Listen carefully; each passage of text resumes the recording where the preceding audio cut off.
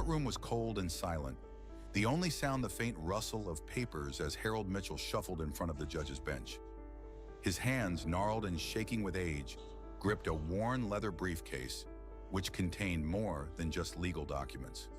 It held the history of his family, deeds from the 1860s, photographs of ancestors who had lived, fought, and worked on the land for generations, and letters filled with hope and despair.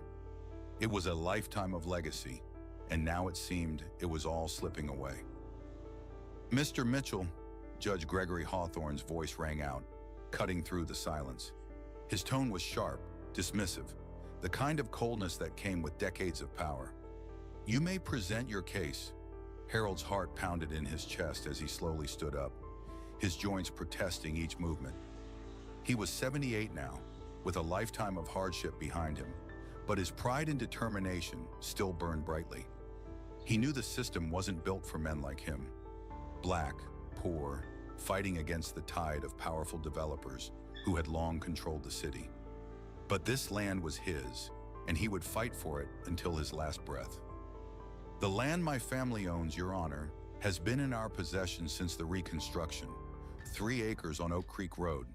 We've worked it, lived on it, buried our dead there, and now a corporation wants to take it from us, claiming that they own it. But they don't.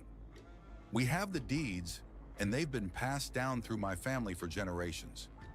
Judge Hawthorne barely glanced at the papers Harold presented, dismissing them with a wave of his hand. His silver hair gleamed under the bright courtroom lights, and his robe was pristine, the epitome of authority. "Do you have documentation that meets the current legal standards?" he asked, his voice tinged with impatience. "Yes, Your Honor," Harold said, his voice steady despite the growing tension in his chest. "I have the original grant from 1867. My great-grandfather, Elijah Mitchell, was granted this land after he was freed from slavery. His name is on the deed. His legacy is here," Hawthorne scoffed. "This court isn't interested in history lessons, Mr. Mitchell. We deal with the law, and the law says this land now belongs to Brightwell Enterprises. If you want to challenge that, you'd better have something more than sentimental attachments to present." The gallery of onlookers shifted uncomfortably. Harold could feel the weight of their stares, the disapproval that radiated from the court. The room felt smaller with each passing second, as though the walls were closing in on him. This wasn't just about land, it was about dignity. It was about justice. Things that people like him had been denied for far too long. "I've already filed these deeds with the clerk's office," Harold continued, his voice trembling but firm. "They were denied. They told me I needed a simple yes or no form. But how can I reduce my family's history to a mere signature? How can I explain that this land isn't just dirt and stone? It's our past, our future." Hawthorne's expression remained unchanged, his eyes cold and calculating. "If you didn't file the proper documentation, there's nothing we can do. Brightwell Enterprises has provided everything needed to show they hold the legal rights to this property. Your claim lacks merit, Mr. Mitchell." A murmur spread through the courtroom as Harold's heart sank.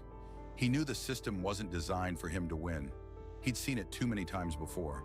Powerful men like Hawthorne, siding with developers, pushing aside the concerns of people like him. The law was supposed to be blind, but it wasn't. It never had been. "Your Honor," Harold's voice cracked, but he stood tall. "What about justice? What about what's right? My family fought for this land, built it from nothing. And now they want to erase us, erase our legacy. For what? So Brightwell can make more money?" Hawthorne's eyes narrowed. "This court deals with legal statutes, not sentimental notions of justice. The law is clear. Brightwell has submitted proper documents, and they've been approved. You'll be compensated for your land, Mr. Mitchell, but you will not stop this development." "Compensated?" Harold's voice grew louder, but his chest tightened. "How do you compensate a man for his family's legacy? You can't just buy a piece of history. You can't erase the lives that have been lived here." Hawthorne's gavel slammed down. "Enough, Mr. Mitchell. This court finds in favor of Brightwell Enterprises. The injunction is lifted. The development can proceed." Harold stood frozen in disbelief as the gavel echoed in his ears. Tears stung his eyes, but he refused to let them fall. He had fought for too long, Too hard to give up now. As the courtroom buzzed with whispered conversations, he turned slowly toward the door. It was then that the doors swung open, and a woman stepped into the room. Tall, confident, and with a presence that immediately commanded attention, she walked straight to the front of the courtroom, her heels clicking on the marble floor. She was Amara Langston, a civil rights attorney known for her relentless pursuit of justice. Without a word, she placed a sealed file on the clerk's desk and announced, "Your Honor, I am filing an emergency motion to stay this ruling based on newly discovered evidence of judicial misconduct." Harold looked up, a glimmer of hope sparking in his chest. This wasn't over. Not yet. The air in the courtroom grew tense as Amara Langston made her way to the front. All eyes were on her, judges, lawyers, reporters, even the onlookers. She was an imposing figure, dressed in a tailored dark suit that matched her determined expression. But it wasn't just her appearance that commanded respect. It was the weight of the moment. She wasn't just a lawyer. She was a force, a reminder that even the most powerful systems could be challenged. Harold Mitchell watched her, confused but hopeful. Who was this woman, and what did she have in store? Was she the one who could make a difference? For the first time that day, he felt a spark of optimism. "Your Honor," Amara began, her voice unwavering, "I'm filing an emergency motion to stay this ruling based on previously suppressed evidence." She didn't wait for the judge's permission before continuing. "I am here to present new information that proves judicial misconduct in this case, involving not just Judge Hawthorne, but also a conspiracy with Brightwell Enterprises." The room fell silent. Even Judge Gregory Hawthorne, who had exuded an air of invincibility moments before, froze in his seat. His lips tightened as if he had just tasted something bitter, but his eyes betrayed a hint of panic. He knew exactly what was happening. The walls that had protected him for years were beginning to crack. Amara Langston was no ordinary lawyer. She had spent years fighting for civil rights, investigating corrupt practices, and exposing the systemic racism that had long been embedded in the legal system. And now it seemed she had uncovered something that could bring the whole corrupt structure down. The gallery buzzed with whispers, but Amara's presence cut through it all. She wasn't just talking about land ownership. This was about the power of a system that had long upheld the status quo by silencing people like Harold Mitchell. People who had always fought but never been heard. People whose land was stolen through legal loopholes, deceit, and racism. "Judge Hawthorne," Amara's eyes locked onto his, "you have been a part of something far larger than this case. Brightwell Enterprises didn't just acquire land. They systematically stripped Black families of their property. And you, sir, played a pivotal role in ensuring that those families remained disenfranchised." Hawthorne's face darkened, but his posture remained rigid. He refused to show any weakness. "This is highly irregular, Ms. Langston," he said, his voice tight. "You have no right to come in here and make accusations without any formal evidence." His eyes flicked to the folder she had placed on the clerk's desk, but he refused to acknowledge its contents. "I have evidence," Amara responded firmly. "Evidence that connects Judge Hawthorne to Brightwell Enterprises and to a pattern of judicial misconduct that has been ongoing for decades. This is not just about land. It's about corruption and about the systematic erasure of Black landowners." As Amara spoke, she glanced at Harold, who was watching her with a mix of disbelief and gratitude. He had been fighting for his family's land for so long, and now for the first time, someone was fighting alongside him. Someone who understood the true battle wasn't just about ownership of property, but about reclaiming dignity, justice, and history. The room was still. For a moment, even the hum of the fluorescent lights seemed to fade. Judge Hawthorne sat back in his chair, visibly uncomfortable. His eyes darted around the room, but he knew the game was up. He had been careful for decades, burying his actions behind legal jargon and power, but now, everything was coming to light. Amara continued, her voice calm but resolute. "This is about justice, Your Honor. Not just for Harold Mitchell and his family, but for every Black family in this county that has lost their land to developers like Brightwell. We have the documentation, we have the witnesses, and we have the proof. It's time the truth came out." She handed over the sealed file to the clerk, who carefully opened it and began distributing copies to the court. The murmurs grew louder as the room saw the evidence Amara was presenting. It was more than just land deeds and legal documents. It was a paper trail that led directly to Judge Hawthorne's office, to Brightwell's executives, and to a network of connections that had ensured land deals were made at the expense of Black landowners, all while using the court as a tool of oppression. Amara knew this wasn't just about a case in a courtroom. This was bigger than that. This was about exposing the cracks in a system that had long protected the powerful and exploited the powerless. And now she had the pieces to prove it. The moment was electric, but Amara knew they couldn't rest on their laurels. Even with this evidence, the fight was far from over. The system would fight back, and Judge Hawthorne was a skilled adversary. But Amara had something else on her side: the truth. "I'm requesting an immediate retrial," she said, her voice steady, "and I'm asking the court to block Brightwell Enterprises from proceeding with the development until all the evidence has been reviewed and the corruption exposed." Harold stood quietly behind her, his heart pounding. He had spent years battling the system, feeling like he was shouting into the void. But now, with Amara Langston leading the charge, he felt the ground beneath him shift. For the first time in a long while, he could see the possibility of justice. As Amara turned to walk back to her seat, she made eye contact with Harold once more. There was a brief, silent understanding between them. This fight was just beginning, but they were no longer fighting alone. The quiet hum of the courthouse faded into the background as Harold Mitchell sat alone in his office, staring out the window at the land he had fought for his entire life. The wind rustled the trees outside, and for a moment he allowed himself to remember, a memory from long ago, a time when he was just a boy, racing against the flames. It was the summer of 1953, and the air was thick with heat. The small house he had grown up in, on the very land he was now fighting to protect, was ablaze. Flames twisted in the air like hungry serpents, licking the wooden frame of their home, threatening to swallow everything. "Get back, Harold!" his father Elijah shouted, his voice cracking with panic. "Get away from here!" But Harold was already running toward the front door, the smoke clawing at his lungs. He could hear the faint cries for help coming from upstairs, the voice of a child, scared and trapped. Without hesitation, Harold darted into the burning house, the heat searing his skin as he pressed forward. He didn't think about the danger, didn't hesitate for a second. All that mattered was getting to the little girl who was trapped behind a window, her face pressed against the glass, pounding for someone to save her. He could hear her screaming, her tiny hands smearing the glass in desperation.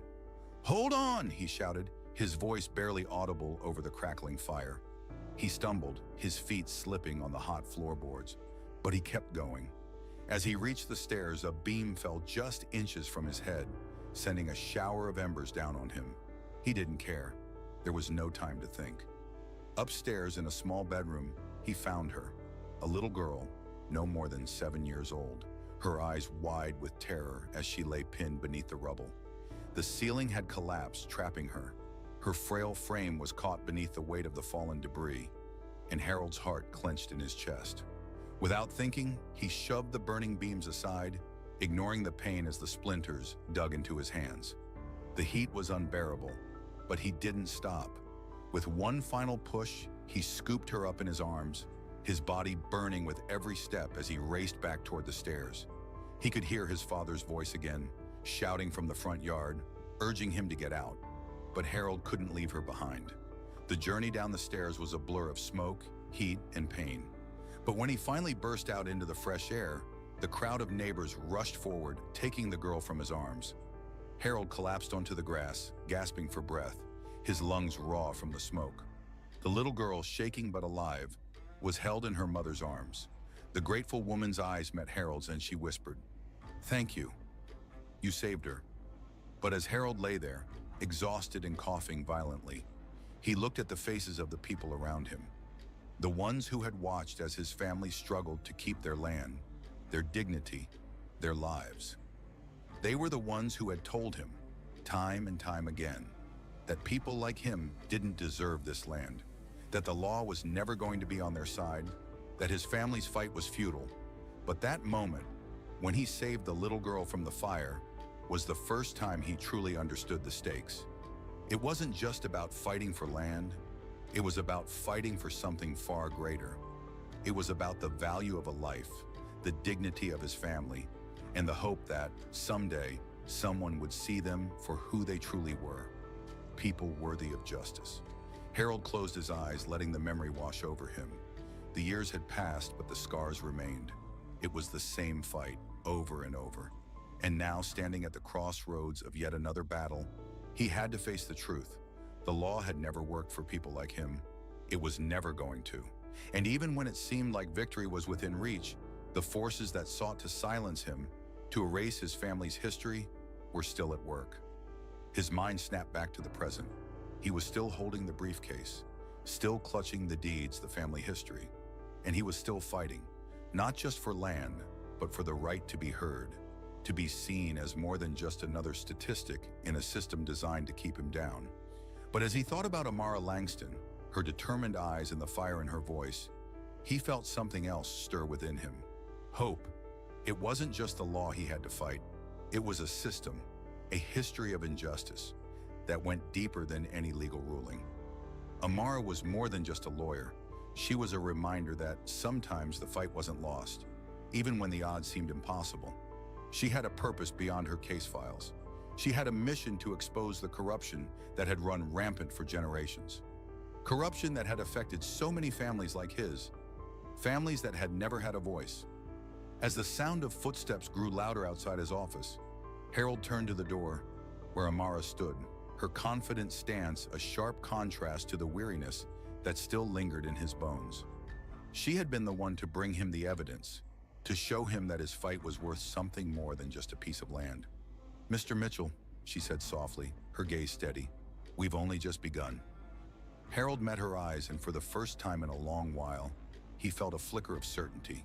Maybe, just maybe, this time, the system would listen. The days following the courtroom revelation were a blur of action and uncertainty. Amara Langston's motion had shaken the foundations of the case, but the battle was far from over. As the dust settled from her bold appearance, she and Harold Mitchell gathered their team.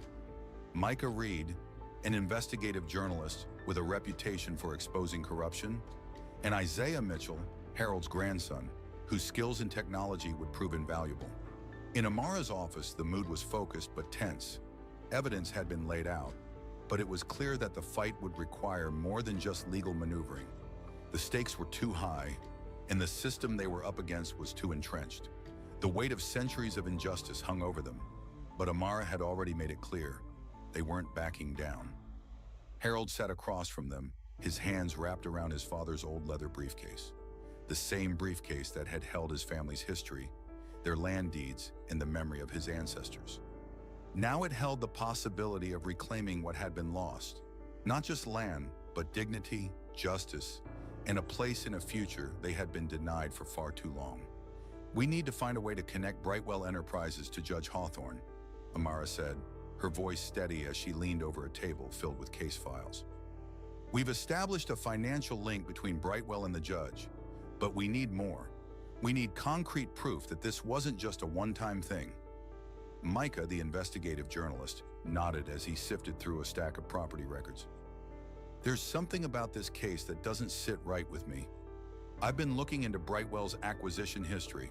There's a pattern. They've been targeting black landowners, specifically those with long histories on their land. But what's odd is that the land they target is never just any land.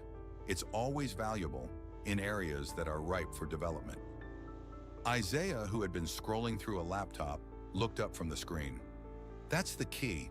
Brightwell isn't just acquiring property. They're systematically removing black families from it. And they've been doing it for decades, using the court system as a weapon." Amara's eyes gleamed with determination. "Exactly. And if we can show this pattern of legal manipulation, it's not just a matter of land disputes. It's a deliberate attempt to erase black ownership and perpetuate racial inequality." Harold listened intently, but the weight of the conversation was heavy on his shoulders. He'd spent his life trying to make sense of the world around him, but it had never been this clear. The system, the law, the courtrooms, it had all been stacked against people like him from the beginning. This fight wasn't just for his land, It was for the generations of black families who had been pushed aside, whose land had been stolen, whose voices had been silenced. "This is bigger than us," Harold said quietly, his voice steady despite the burden of the years. "It's always been bigger than us." Amara nodded. "But we're not alone anymore. We've got the evidence, and we've got the truth. All we need is the courage to see it through." Isaiah, who had been quiet for a moment, looked at his grandfather. "We'll get this, Grandpa. We'll expose them for what they are, and we'll get your land back. It's not just for you, it's for all of us." The words struck a chord with Harold. He had never imagined his fight for justice would lead him here, to this place, surrounded by a team that was not only determined, but deeply connected to his cause. He had always fought alone, but now with Amara, Isaiah, and Micah by his side, it felt like they had a real chance. The work was exhausting, the hours long, the research endless, but with every piece of evidence they uncovered, the case against Judge Hawthorne and Brightwell Enterprises grew stronger. They found more connections, more documents linking the judge to illegal deals, more proof of the systematic racism embedded in the very fabric of the legal system. One night, as Amara and Isaiah stayed late in her office, going through a set of encrypted financial records, Isaiah made a breakthrough. His fingers hovered over the keyboard, his eyes scanning the screen for any discrepancies. "I've got it," he said, his voice tinged with excitement. "Here's the smoking gun. Brightwell has been funneling money into Hawthorne's re-election campaigns for years. Not just small donations, large sums. And it's not just Hawthorne. There are several other local officials tied to this. Brightwell has been greasing the wheels for decades." Amara's heart raced. "This is it. This is what we needed." Isaiah turned the laptop toward Harold, showing him the financial transactions. "It's all here, Grandpa. This is how Brightwell has been able to push through these land acquisitions. They've been buying off the people who are supposed to be serving justice." Harold sat back, his breath catching in his throat. The truth had always been there, hidden in plain sight. But now they had the proof. They had everything they needed to take down the system that had been built to keep them in their place. But even as they celebrated the discovery, they knew the battle was far from over. The system was powerful, and it wouldn't go down without a fight.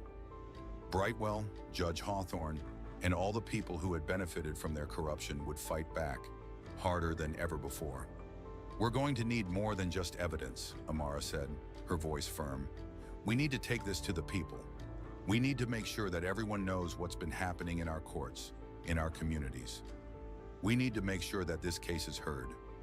Harold nodded slowly, a sense of resolve settling in his chest. "Then let's make sure they hear it. All of it."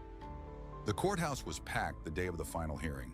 The walls, once cold and imposing, now seemed to hum with the energy of thousands of unseen voices. Voices that had been silenced for generations, but were now ready to be heard.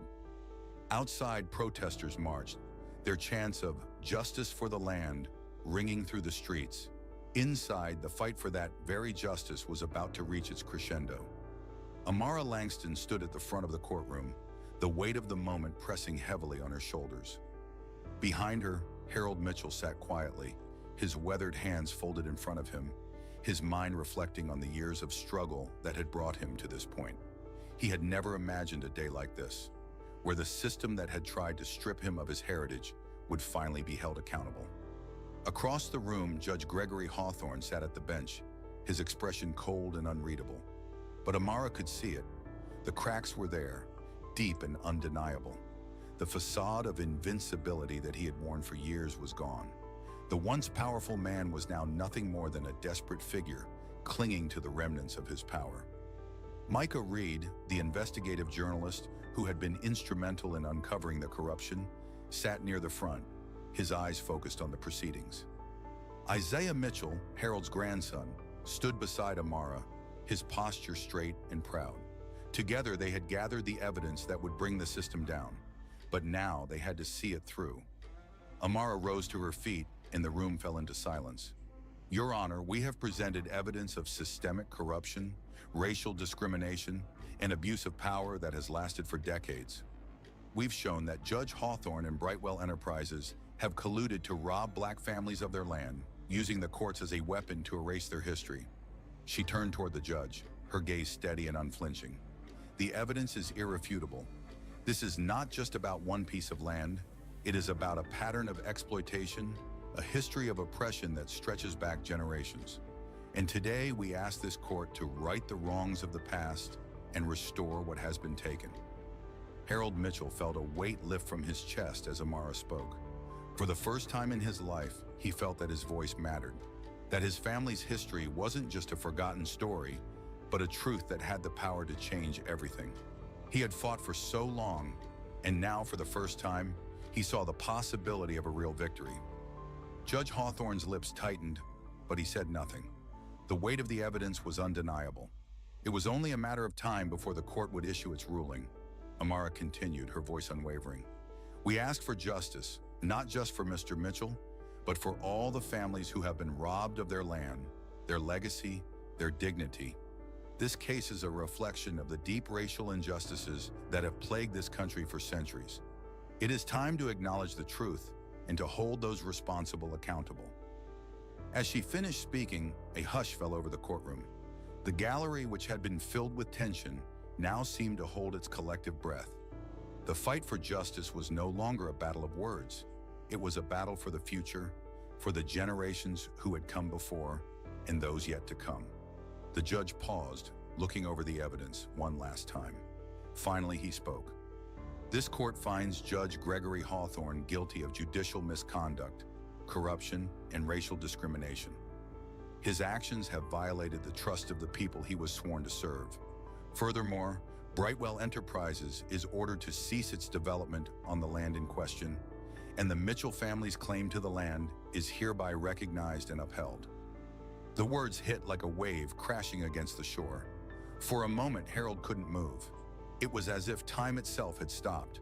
But then slowly, he rose to his feet, his legs shaking as he stood taller than he had in years. The weight of his family's history, their struggles, and their triumphs all seemed to come together in that moment. Amara smiled at him, her eyes reflecting the hard-won victory. We did it, Mr. Mitchell, she said softly. Outside, the crowds erupted in cheers. The news cameras, the reporters, and the supporters were all waiting for this moment.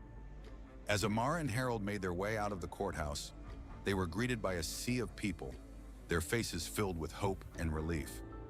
Harold couldn't help but think of the little girl he had saved so many years ago.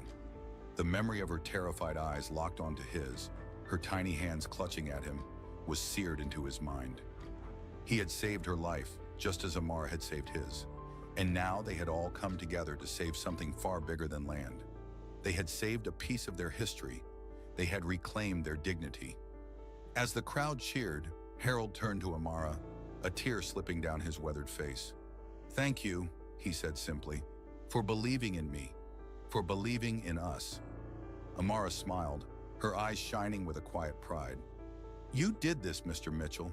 Your fight, your courage. We're all standing on the shoulders of giants today.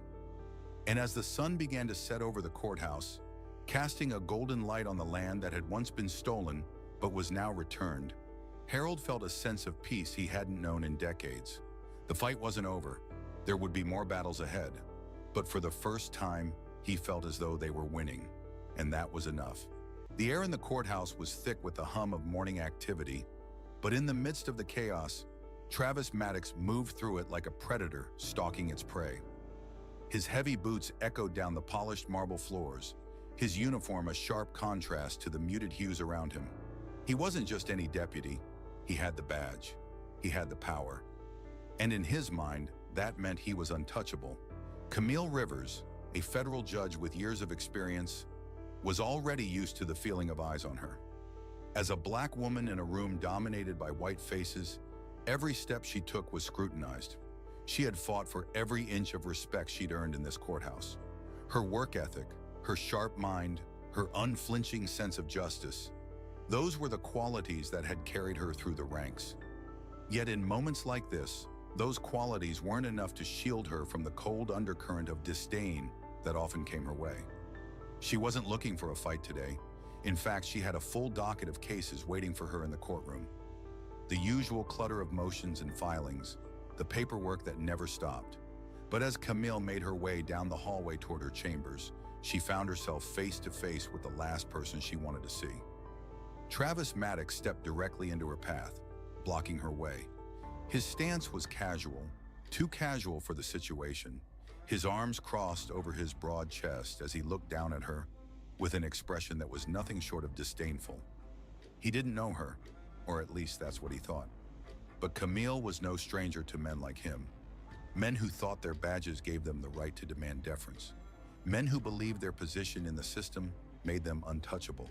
"Excuse me, ma'am," Maddox said, his tone laced with thinly veiled mockery. "Can I see some ID?" Camille stopped. The hum of the courthouse around them seemed to fade into the background, and for a brief, electric moment, it was just the two of them. His eyes, cold and condescending, bore into hers. She could feel the tension in the air. This was no ordinary request. This was a test of whether she would comply, whether she would let him, this man who hadn't earned an ounce of the authority he wielded, control her. She knew exactly what this was about. Maddox wasn't interested in checking her credentials. He was sending a message, one that said loud and clear, "I decide who belongs here." With a steady breath, Camille met his gaze, unflinching. "I'm Judge Camille Rivers," she said coolly, her voice calm but commanding. "I don't need to show you anything." Maddox didn't move. Instead, he took a slow step toward her, his eyes flicking to the other courthouse staff milling around them. The subtle smirk that spread across his face was all too familiar. The kind of look she had seen too many times in her career. The look that said, "I'm in charge here, and you'll follow my rules." "Don't make this difficult," he muttered, his voice lowering with a tone of warning. "I'm just doing my job." Camille didn't budge. She could feel the weight of the eyes around her. She could feel the subtle shifts in the room as people watched, waiting to see what would happen. Maddox was confident, too confident. He thought his badge would protect him. He thought his power would make her step aside. But Camille wasn't some nameless clerk. She wasn't someone who could be dismissed with a glance or a sneer. She had worked too hard, fought too many battles to let a man like him make her shrink in the face of his arrogance. "I'm not moving," she said, her voice unwavering, "and I don't answer to you." The space between them felt charged, as though the courthouse itself was holding its breath. Camille could feel the rising tide of tension. She knew the stakes here. If she backed down, if she let Maddox push her around, it wouldn't just be a defeat for her, it would be a defeat for everything she had worked for, everything she had fought for in this very place. Maddox's lip curled into something that barely resembled a smile. He shifted his weight, blocking her path entirely. For a moment, it seemed like the entire courthouse had stopped. The usual hum of voices, the shuffle of papers, everything seemed to fade away as they stood there, locked in this unspoken battle. But Camille's resolve was steel. Without hesitation, she lifted her chin slightly, her gaze never leaving his. "Move aside," she said, her voice steady and measured. "Now." For a heartbeat, Maddox hesitated. Then, as if realizing he wasn't going to break her, he stepped aside with a grunt, his face twisting with barely contained frustration. Camille walked past him, her stride unbroken, her head held high. The air shifted as she moved forward, but the moment wasn't over. The tension lingered, thick and palpable, like a storm on the horizon. And Camille knew, deep down, that this wasn't just a one-time confrontation. This was something much bigger. Maddox had thought she was just another black woman walking through the halls of a courthouse. He had underestimated her. And that mistake, Camille knew, would cost him. The courthouse had settled into its usual rhythm, but something in the air felt different. Camille Rivers could sense it the moment she entered courtroom 12B. She had just walked through a confrontation in the hallway, and the tension still lingered like an electric charge, humming just beneath the surface. But she couldn't let that distract her. Today was another day of cases, another day of judgment. She couldn't afford to let one deputy ruin her focus. As Camille prepared to take her seat at the bench, her mind drifted back to the events of the morning, the standoff with Travis Maddox. His behavior had been unacceptable, but it wasn't surprising. She had seen men like him before, men who believed their badge gave them the right to push people around. But she wasn't about to let Maddox get away with it, not today. The courtroom was bustling with the usual noise, attorneys talking, clerks sorting through paperwork, witnesses nervously shifting on wooden benches. But in the back of her mind, Camille couldn't shake the feeling that Maddox wasn't finished. He'd gotten under her skin, and that was exactly what he'd wanted. He wanted to rattle her, to make her question her place in the courthouse. Back in the hallway, Travis Maddox was fuming. The encounter with Camille had rattled him in ways he didn't want to admit. She hadn't flinched, hadn't backed down. That, more than anything, had gotten under his skin. He had been raised on the idea that power was something you took, not something you earned. And yet Camille, a woman of color, had stared him down without blinking. "Who does she think she is?" Maddox muttered to himself as he paced back and forth. In his mind, she didn't deserve to be where she was. A woman, a black woman, holding that position. He couldn't wrap his head around it. He was determined not to let this go. His pride was wounded, and he would make sure Camille knew it. He didn't care what rank she held. He didn't care that she was a federal judge. All he saw was a woman who had dared to challenge him, and that was a line he wasn't willing to let stand. A few hours later, Camille was walking toward the elevator banks, ready to head to another courtroom. The hallway was crowded with the usual hustle of courthouse staff, but there was an odd silence when she entered. The moment was short-lived, though, because just as she reached the call button, Maddox appeared in her path, blocking her way. "Excuse me," he said, voice low but commanding. "You need to stop." Camille stopped, her posture straight. She could feel the eyes of others around them, watching, waiting. Her pulse quickened, but she didn't show it. This wasn't the first time she'd been tested. She wasn't going to let Maddox intimidate her. Not now, not ever. "I'm in a hurry, Deputy," she said, her voice calm but firm. "Move aside." Maddox didn't budge. Instead, he took a step closer, narrowing the space between them. His eyes were filled with challenge, and his stance was one of dominance. His arms crossed over his chest as if daring her to try and get past. "You think you can just walk through here like you own the place?" Maddox's voice was thick with disdain. "You're not special. You're just another person who thinks they're above the law." Camille's jaw tightened, but she didn't let his words rattle her. She had heard it all before. Just another man, too full of himself to see past the end of his own nose. But she wasn't going to play into his game. "You have no idea who you're talking to," she replied, her voice steady, but now tinged with steel. "Now step aside, or I'll have to make you." For a moment, the hallway seemed to freeze. The low murmur of voices around them quieted, the air thick with the anticipation of what would happen next. Camille held his gaze, unflinching. Maddox could see the resolve in her eyes, and for the first time, he hesitated. His posture faltered slightly as the weight of her presence took hold. But then, his pride got the better of him. "Fine," he muttered, stepping aside reluctantly. Camille didn't waste another second. She moved past him without acknowledging his presence, stepping into the elevator as the doors slid closed behind her. But as the elevator ascended, Camille knew this wasn't over. Maddox's arrogance wasn't something she could just ignore.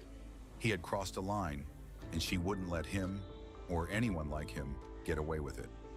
This courthouse wasn't just a place of law and order, it was a battleground. And if Maddox thought he could break her, he had another thing coming. The elevator doors slid open, and Camille Rivers stepped out, her heels clicking firmly against the marble floors of the courthouse. The usual buzz of activity in the hallways surrounded her, but inside there was only silence. She could feel the weight of her decision in the air. Her earlier confrontation with Maddox hadn't been a momentary flare of irritation. It had become a defining test of power. Camille knew this was bigger than a single fight. She wasn't just battling a man who believed he was above the law. She was up against a system that had allowed men like Maddox to thrive for far too long. And despite everything, despite the way the system had tried to limit her every step, Camille refused to back down. Back in the security office, Travis Maddox was seething. The embarrassment from their earlier encounter burned in his gut, and it was making him reckless. He couldn't believe how easily Camille had brushed him aside. He had expected her to shrink back, to apologize, or at the very least, hesitate. Instead, she'd walked away, unfazed. Maddox wasn't used to being made to look foolish. His badge was supposed to be his shield, his weapon to keep the peace. And yet here he was, doubting everything he thought he knew about power. Camille had broken through that shield. He paced the room, his fists clenched. She thinks she can just waltz through here like she's untouchable. He spat the words, his voice tinged with a venom he couldn't quite suppress.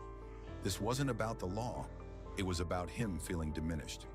"I'll make her pay for this," he muttered, a cold smile creeping across his face. And that's when the plan started forming in his mind. Meanwhile, Camille was deep in thought. As much as she had dismissed Maddox's presence in the hallway, she knew his behavior wouldn't stop there. He wasn't the type to accept defeat quietly. She could already hear the whispers, the way some of her colleagues would downplay the situation, dismissing it as an isolated incident. But Camille knew better. This wasn't just a clash of egos. It was about something deeper: power, authority, and respect. She couldn't let it go. Not this time. Camille entered her chambers, a room she'd spent countless hours in, signing rulings, reviewing cases, and presiding over trials. Today, though, it felt different. The walls that had once offered comfort now seemed to echo with the weight of her decision. She had to act. She could not and would not allow this to be buried under the paperwork and the noise of the courthouse. Later that afternoon, the situation took a surprising turn. As Camille reviewed case files for the afternoon session, her office phone rang. It was Captain Wilcox, the head of courthouse security. "Judge Rivers, we need to talk." His voice was low, hesitant. "There's been an incident involving Deputy Maddox. He's made a formal complaint against you." Camille's grip on the phone tightened, but she stayed composed. A formal complaint? Of course, Maddox would do this. He would twist the truth to fit his narrative, to make it look as though she was the one who had overstepped. He wouldn't stop until he had discredited her in front of the entire courthouse. "I'll be down in 5 minutes," Camille replied, her voice cool and calculated. She knew what this was. Maddox was going to try and turn the tables. He would spin the story in a way that made her look like the aggressor, to weaken her position and undermine her authority. But Camille had never been one to let someone rewrite her story. When Camille entered the security office a few minutes later, Maddox was already there, standing in front of Wilcox with an arrogant smirk on his face. The moment he saw Camille, the smile faltered just slightly, but he quickly recovered. "Judge Rivers," he said, his voice dripping with condescension, "I've filed a complaint.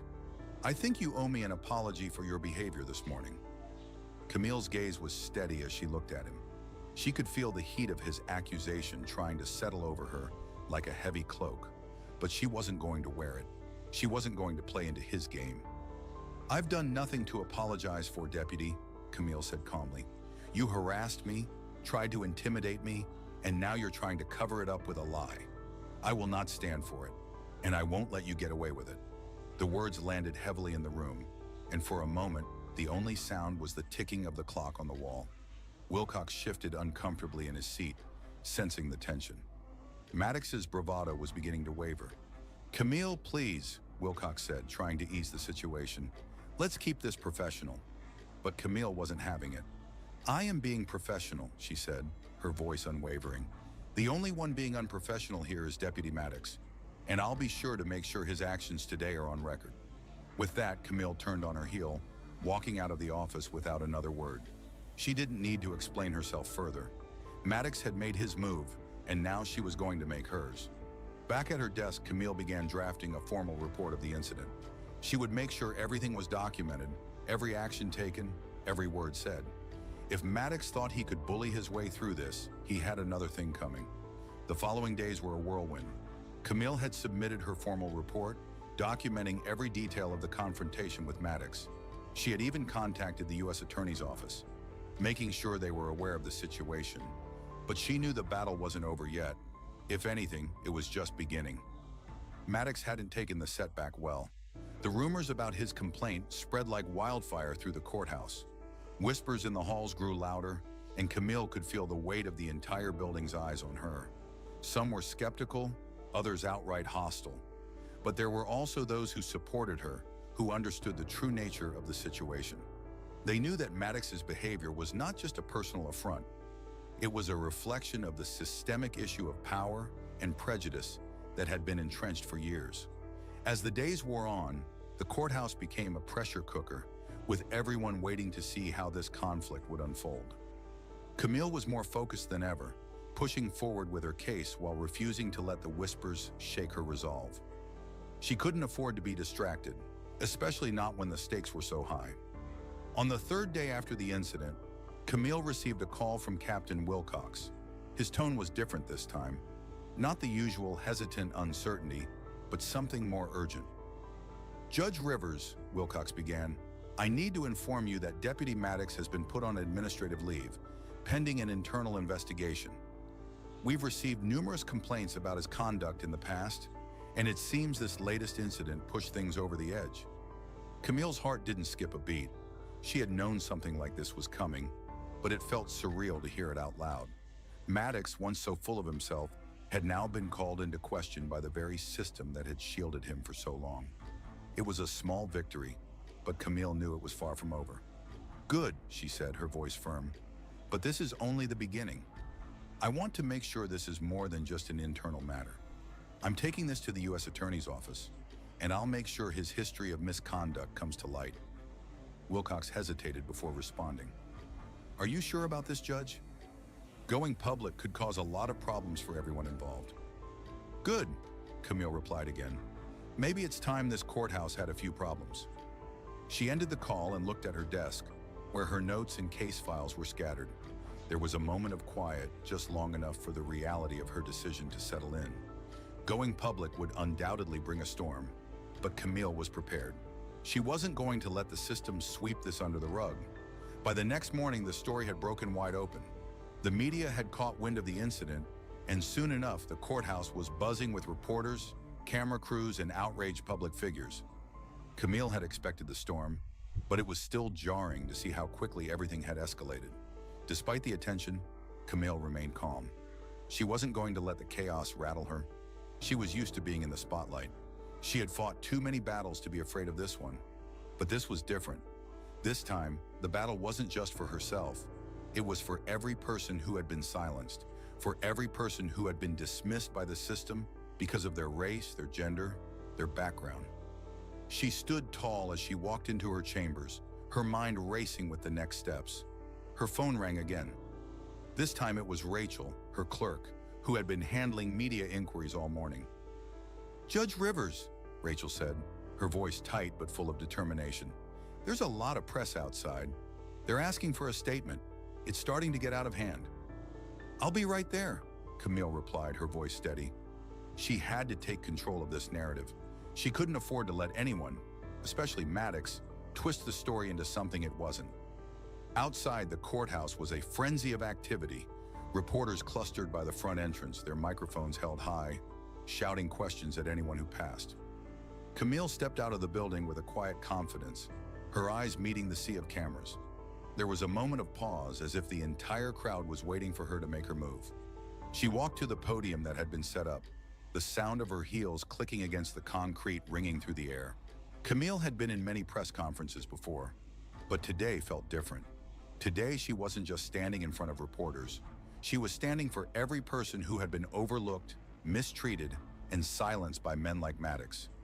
She cleared her throat before speaking, her voice cutting through the chaos with an unmistakable authority. "My name is Camille Rivers, and I am a federal judge," she began, her words clear and steady. "Several days ago, I was physically assaulted by a courthouse deputy. This was not an isolated incident, nor was it a misunderstanding. It was an act of intimidation, fueled by arrogance, and it will not be tolerated." There was a sharp intake of breath from the crowd, and Camille felt the weight of their attention on her. "I will not apologize for standing up to abuse of power," she continued, her eyes sweeping across the sea of reporters. "I will not be intimidated, and I will ensure that every man or woman who believes they can use their position to bully others will be held accountable. This is not just about me, it's about the system, and it's time for that system to change." With those words, Camille turned and walked back into the courthouse. The cameras flashed, but she didn't flinch. She had made her statement, and now the ball was in motion. The days that followed Camille's public statement felt like a storm gathering strength. The media coverage intensified. News outlets ran stories, some supportive, others skeptical, but all recognizing the undeniable force of Camille's resolve. The courthouse, once filled with hushed whispers and sideways glances, now buzzed with open conversations about the situation. People began to take sides, and there was no avoiding the truth any longer. The system was broken, and Camille had become its loudest critic. But amid the chaos, one thing became abundantly clear. Camille was not backing down. She was ready to push through the noise, to expose everything that had been buried for so long. She wasn't just fighting for herself anymore. She was fighting for a reckoning. It was just a week later when Travis Maddox was summoned to a hearing. He had been put on administrative leave while an internal investigation was underway. But he still carried the confidence of someone who believed that his badge would shield him from any real consequences. He walked into the hearing room with a smug look on his face, his posture stiff and proud. But that pride was about to crumble.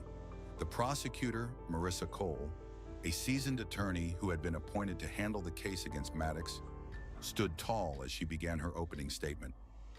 Deputy Travis Maddox stands accused of not only assaulting a federal judge, but also of a long pattern of misconduct, harassment, and abuse of power.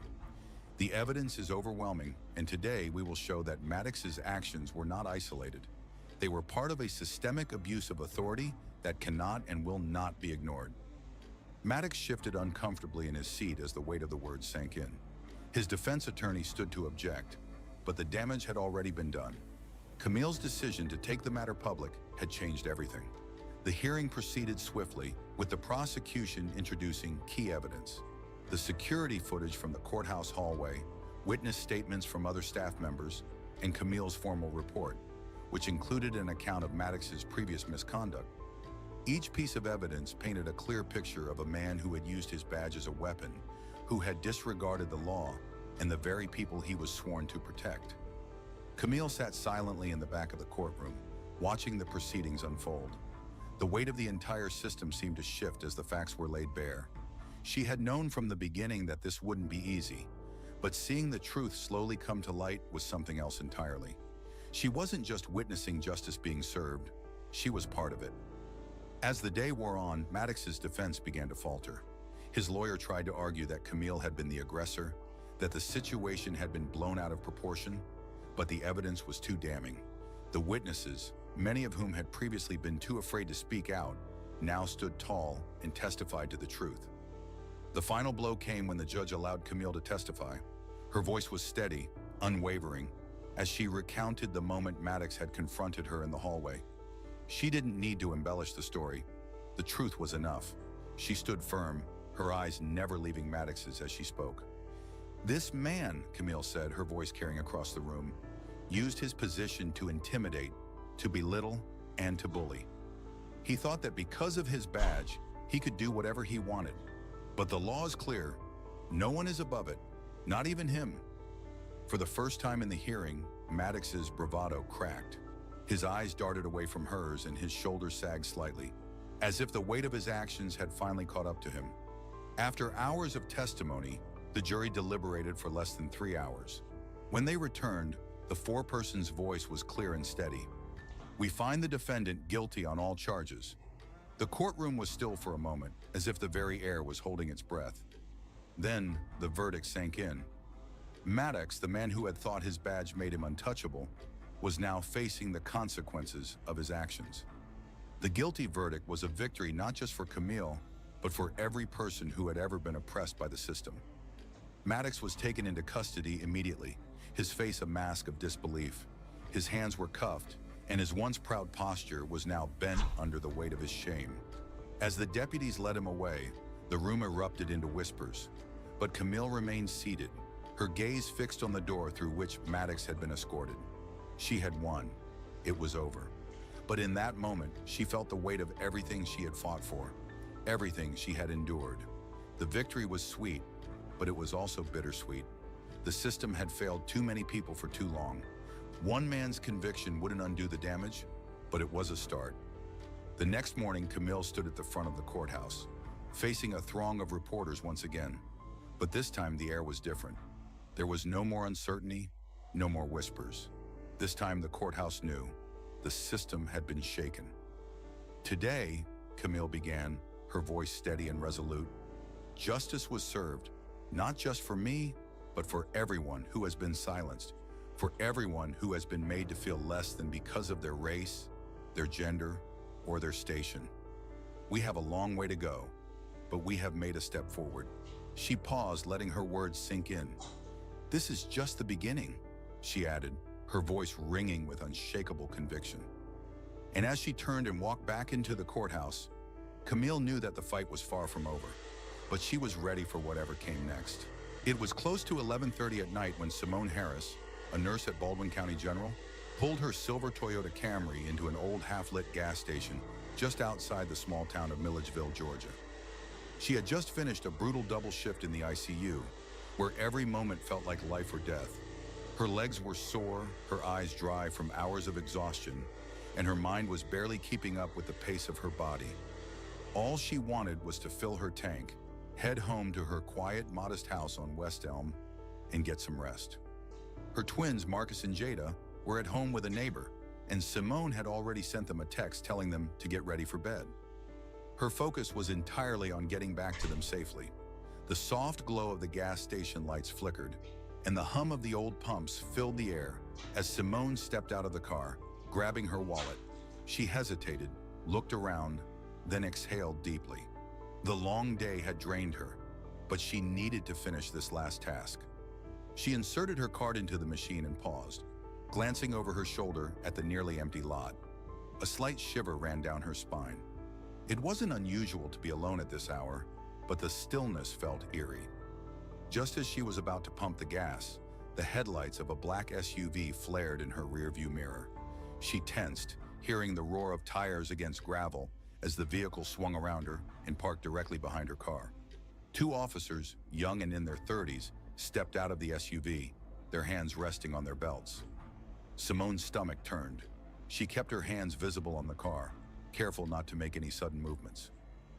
"Ma'am," the first officer said, his voice flat as he approached with a flashlight. "Can I see your license and registration?" Simone blinked, confused. "Is there a problem, officer?" "We got a call about a suspicious vehicle matching this description. Need to make sure it's not stolen," he said, his tone impersonal. Simone's heart rate quickened, but she kept her voice steady. "I just got off work. I'm a nurse at Baldwin County General. My ID's still on me." She pointed slowly to her hospital badge clipped to her scrubs. Her fingers trembled. The officer didn't even glance at it. "Registration and ID," he repeated. His eyes narrowed as he watched her every move. Simone, confused, reached for her wallet on the passenger seat. Her thoughts raced.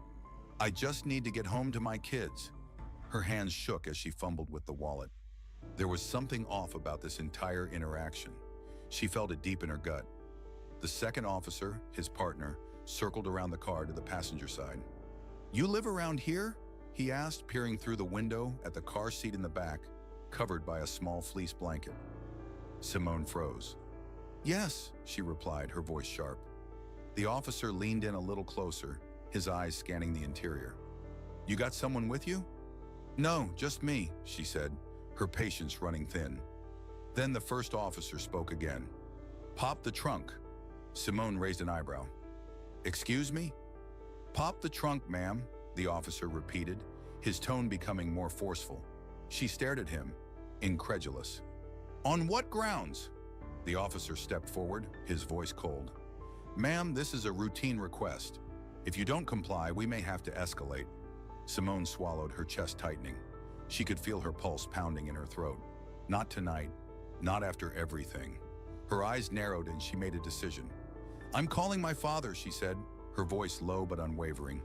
Both officers hesitated. The first officer frowned but said nothing. Simone turned her back to them, keeping one hand raised, and dialed the number she knew by heart. One ring. Then her father's calm voice came through. "Simone?" His voice was low, steady. "What's going on?" "Daddy, I need you to come to the Shell station off Highway 22. Right now." There was a pause, then a single response. "I'm on my way." She hung up. The officers exchanged confused glances. One of them, Officer Hayes, took a step forward. "What was that?" Simone didn't respond. She knew exactly who was coming, and she wasn't concerned about their reactions. As the night stretched on, the tension grew. The officers didn't back off, and if anything, they moved in closer, clearly trying to assert their authority. But they had no idea who was about to show up. Simone's heart raced as the minutes ticked by, and she could feel the weight of their eyes on her.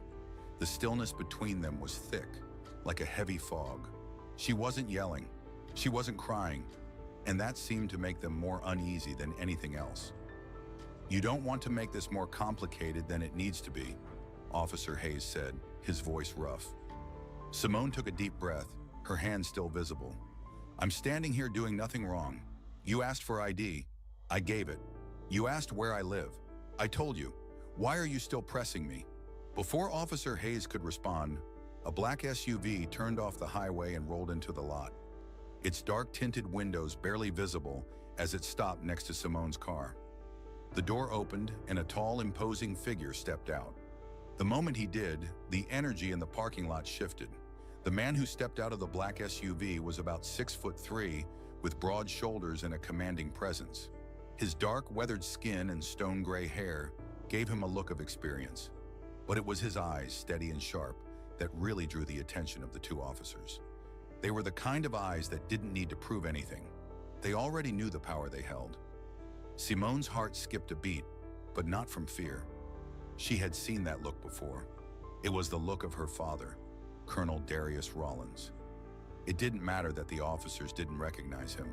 She knew that with him in the picture, things were about to change. "Daddy," she said softly, the words slipping out before she could stop it. She could feel the tension in her shoulders ease just a little. He was here. Darius didn't acknowledge the officers right away. His gaze shifted from Simone to the men standing in front of her.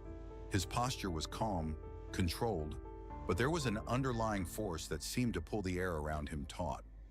Officer Hayes, still gripping the edge of his flashlight, glanced at Darius with a mixture of confusion and hesitation. The other officer, Fielding, looked more uncertain, his eyes darting between the two men like he wasn't sure who was in charge now. "Problem here, gentlemen?" Darius asked, his voice steady but sharp. He didn't raise it. He didn't need to. There was no question of authority. His presence alone made the question sound almost absurd. Officer Hayes finally cleared his throat, trying to regain some control over the situation. "This is a police matter," he muttered, though his confidence faltered. "We're conducting an investigation." Darius's eyes narrowed just slightly, a look that felt like it was cutting through the facade. "An investigation?" he repeated slowly, his voice a calm challenge. "Of a nurse in scrubs at a gas pump?"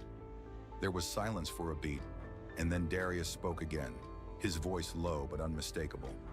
"Let me tell you what I see. I see a woman, tired after working a double shift, trying to get home to her kids. And I see two officers using the weight of their badges to push her around for no reason." Officer Hayes shifted uncomfortably. The air was thick with tension. Fielding glanced at his partner, then back at Darius, but neither said a word. Darius didn't wait for an answer. "You're treating her like a criminal when all she did was stop to get gas," he continued, his gaze now fixed squarely on Hayes. "Do you think that's what you're supposed to be doing? Or are you just using your badge to bully people who don't fight back?" Hayes opened his mouth, but Darius cut him off with a simple gesture, his hand up in the air, palm facing toward the officers. "I don't need you to explain yourself," Darius said, his voice growing colder. "I need you to think about the last time you had to answer for something like this. The last time you treated someone like they were guilty for nothing at all." The two officers exchanged glances, their earlier bravado gone. Darius was holding court now, and they knew they weren't going to win this one. Simone's hands trembled as she reached for the gas nozzle. For the first time in what felt like hours, she allowed herself to breathe, her shoulders relaxing ever so slightly. She still couldn't shake the weight of the situation, but her father was here, and that was enough. The clerk from inside the gas station had come outside, a young man in a bright hoodie, looking around nervously but firm in his intent. "Hey, officers," he called, trying to keep his voice neutral. "She's just getting gas. Ain't bothering nobody. The cameras caught everything if you need it." "Stay inside, son," Hayes snapped, but the clerk didn't back down. "It kinda does," he said, giving a short nod towards Simone before looking back at the officers. "She's just getting gas." Darius watched the exchange closely, his eyes fixed on Hayes. There was a momentary silence before he spoke again. "Son, you've got kids, right?" Darius asked Fielding, his voice softer, but carrying a weight that made the officer shift in place. Fielding nodded without speaking. "You think this is how you'd want someone treating your kid's mother?" Darius asked.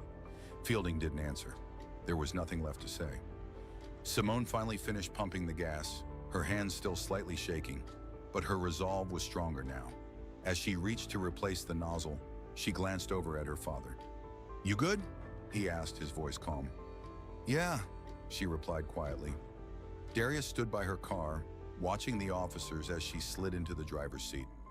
His presence was still an unspoken shield around her, and with one final look at the deputies, he turned to walk back toward his SUV. But what happened next would follow these officers far beyond that parking lot. As Darius made his way back toward his SUV, he kept his back straight, his movements deliberate and unhurried. The air was still thick with tension, but he wasn't worried. The moment he had stepped onto that lot, everything had shifted. And as the old SUV's engine roared to life, he felt the familiar sense of control settle in. Simone's hands tightened around the steering wheel, her eyes flicking between the rearview mirror and the road ahead. Her heart was still pounding, but now there was something else. Anger. The way those officers had looked at her. The way they had treated her like she was the problem. It wasn't just about getting gas anymore. It was about being seen for who she was. And it was about the realization that she couldn't let things slide anymore. Not after everything. Her thoughts were interrupted by the sound of a car door slamming behind her. She glanced over her shoulder, her eyes narrowing when she saw the clerk from the gas station walking toward them, a determined look on his face. His footsteps were quick, but not rushed, like he knew exactly what he needed to do. Simone rolled down her window as he approached. "You don't know me," he started, "but I saw what happened, and I just want to say thank you." Simone blinked, surprised. "Thank you?" she echoed, unsure of what to say. "Yeah," he said, his voice quiet but firm. "You stood up to them. I don't know how you stayed so calm, but you did. They were wrong, all of them. They had no right to treat you that way." He paused for a moment before adding, "And I filmed the whole thing." Simone's heart skipped a beat. "What do you mean?" she asked, her voice trembling just slightly. The clerk held up his phone, showing her the footage. "I've got everything on video. The moment they pulled up, the way they approached you, all of it. It's all on here." He looked at her, his expression softening. "You didn't deserve that, and I'm not gonna let them get away with it." Simone's eyes widened. She had no idea what to say. She wasn't looking for attention. She wasn't looking for a fight. She just wanted to get home. But now, with this evidence in hand, she realized that maybe this fight wasn't just about her anymore. It was about something bigger. The clerk offered the phone to her, but Simone hesitated. "Are you sure you want to get involved in this?" she asked. She knew how things could escalate, how one small action could turn into a much larger problem. He gave her a small, resolute smile. "I've seen enough. People like them don't get to walk over others, especially not someone like you. You didn't do anything wrong, and they shouldn't have treated you like that. It's not right." His voice lowered, almost like he was sharing a secret. "I've seen those officers before. They've pulled this kind of stuff with other people too. But this time I'm not staying quiet." Simone's gaze softened as she took the phone from him, her fingers brushing his. She nodded in appreciation, realizing that she couldn't back down either. This wasn't just about her pride, it was about doing the right thing, no matter the consequences. "Thank you," she said, her voice steady. "I won't forget this." The clerk nodded once, and then turned to go back inside the gas station. He didn't look back. He didn't need to. He had already made his choice. Simone put the car into drive, her eyes locking on the road ahead. But her thoughts were elsewhere. Darius had taught her that silence in the face of injustice was complicity. He had taught her how to stand tall and how to make her voice heard, even when everything inside her wanted to shrink back. And as much as she didn't want this to be her fight, she now knew she couldn't walk away from it, not with this much at stake. As she turned out of the parking lot, she glanced in the rearview mirror again, half expecting to see the officers trailing her, but they weren't there. The lot was empty, save for a few late-night customers and the faint hum of the gas station's fluorescent lights. But Simone knew that the battle wasn't over. The moment the video hit the news, things would shift. The sheriff's office would have to answer. The officers would have to face the consequences for what they'd done. And if they didn't? Simone's grip tightened around the wheel, her heart pounding once again, but this time with determination. Her father's words echoed in her head. Silence is never the answer. You speak up, even when the world tells you not to. And as she drove, she realized he was right. It wasn't just about speaking up. It was about making sure that, when the world changed, it would change for the better. For everyone. The next morning, the world felt different. Simone woke to the sound of her phone buzzing on the nightstand. The bright morning sun filtered through her curtains, but it wasn't the sun that was burning through her thoughts. It was the images of last night. The officers, her father's presence, and most of all, the video that was now in the hands of so many people. She reached for her phone, her fingers trembling slightly. It was a text from her best friend, Monica. "Did you see the video? It's everywhere now." Simone sat up in bed, her eyes scanning the message. Her stomach churned. The video, which had started with one small, quiet recording, had already gone viral. The gas station footage of her standing her ground had spread like wildfire. She could feel the weight of it settling on her shoulders. "Not today," she muttered to herself, getting up and walking to the window. The morning was still and quiet, but everything felt different. The world was waking up to the reality of what had happened, to what she had endured, to what she had fought for. Simone's thoughts were interrupted by a knock at her door. She opened it to find Darius standing on the other side, his expression unreadable, but his eyes full of understanding. "You good?" he asked, his deep voice calm, like it always was, even in the storm of a crisis. Simone nodded, stepping aside so he could enter. "I'm fine, just trying to process everything." Darius closed the door behind him and leaned against the wall, his arms crossed. "It's gonna be a lot," he said quietly, "but you did the right thing. You stood tall, like I knew you would." Simone met his gaze, her eyes sharp. "I never wanted this. I didn't ask for it. But now that it's out there, what do I do?" Darius took a deep breath, then shook his head slightly. "You let it unfold. Sometimes the right thing to do is just let things play out. You speak when you need to, but don't get caught up in the noise." Simone stared out the window, her mind racing. "It's not just noise, Dad. The whole town's talking about it. The sheriff's office is already investigating, and it's all over the news. What if they try to silence me? What if this makes it worse?" Her father's voice was steady as he replied, "They can't silence the truth. It's already out there, and you have something they can't take from you. Your voice, your strength. That's what people are seeing. You didn't just take it, you made sure the world saw it." As Simone processed her father's words, her phone buzzed again. This time, it was a news alert. A headline in bold letters flashed across the screen. "Baldwin County Sheriff's deputies under investigation after controversial stop of nurse at local gas station." Simone clicked on the link, and her stomach dropped as she saw the video front and center. The same footage from last night, only now it was on every major news outlet. The screen was filled with headlines and comments. People from all over were weighing in, some supportive, others skeptical. And at the bottom of the article, Simone noticed a new name, Sheriff Clayton Bruner, and a statement from his office. "We are aware of the video circulating on social media and have placed the officers involved on temporary leave while we conduct a full investigation. We take this matter seriously and are committed to transparency in our actions." Simone snorted, a bitter laugh escaping her lips. "Transparency, huh?" she muttered, her eyes scanning the comments. Most of them were calling for the officers' removal, but some echoed the usual rhetoric about the thin blue line and just following orders. Her phone buzzed again. This time it was from Monica. "This is going to blow up. Just saw it on TV. People are already calling for the officers to be fired. I'm proud of you, Sim." Simone's heart raced, but there was no time to savor the victory. She knew the battle was only beginning. People were calling for change, but there were still forces in play that would fight to protect their own. The sheriff's office wouldn't back down easily. The rest of the day passed in a blur. Simone barely made it through her shift at Baldwin County General.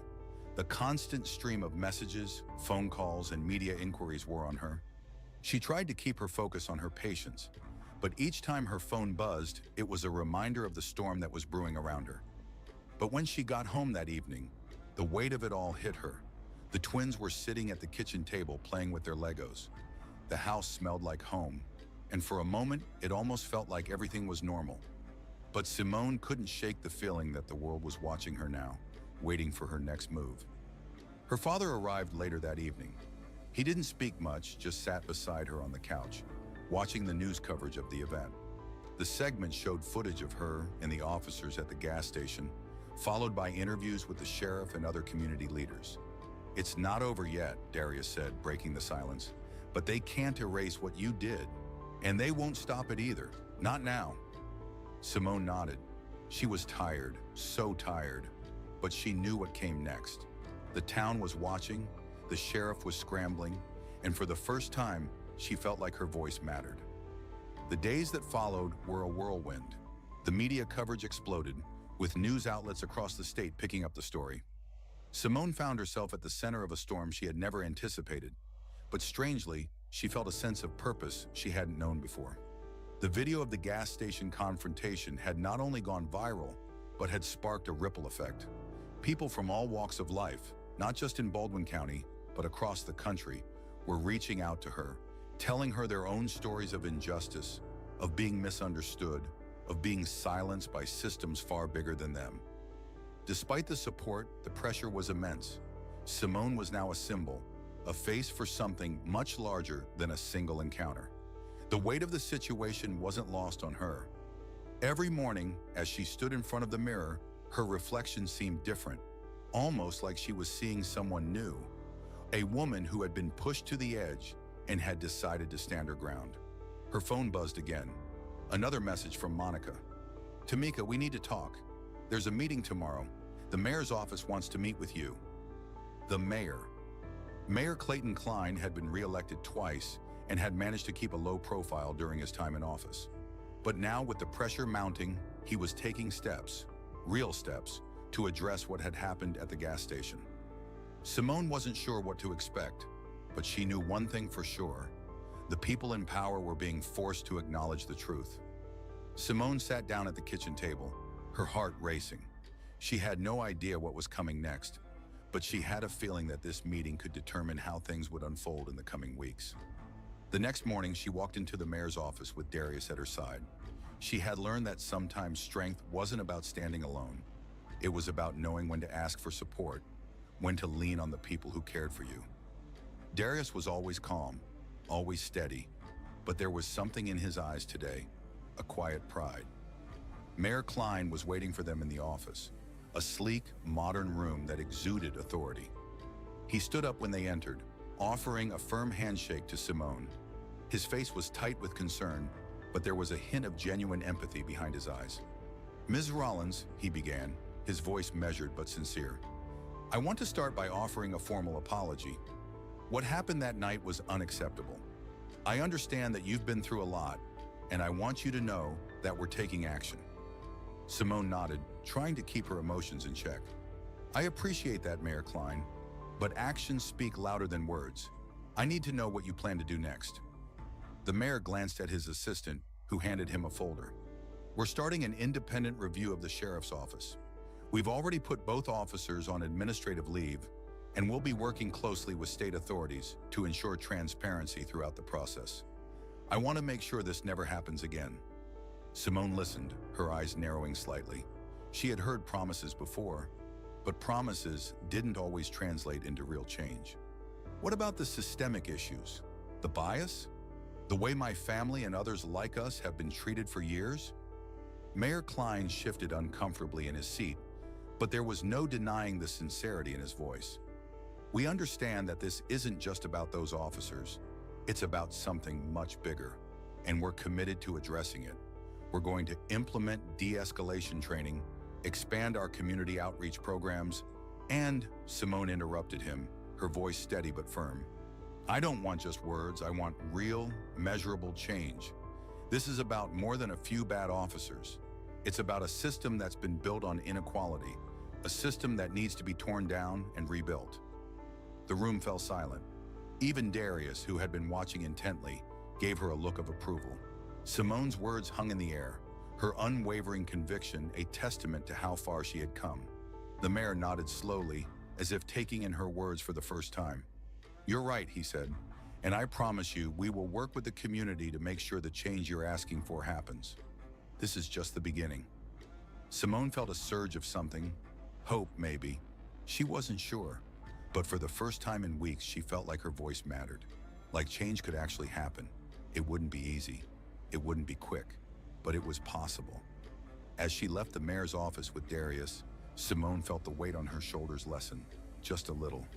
The road ahead was long, and there would be many battles to fight, but for the first time she wasn't alone. She had a voice, and that voice was loud enough to make a difference.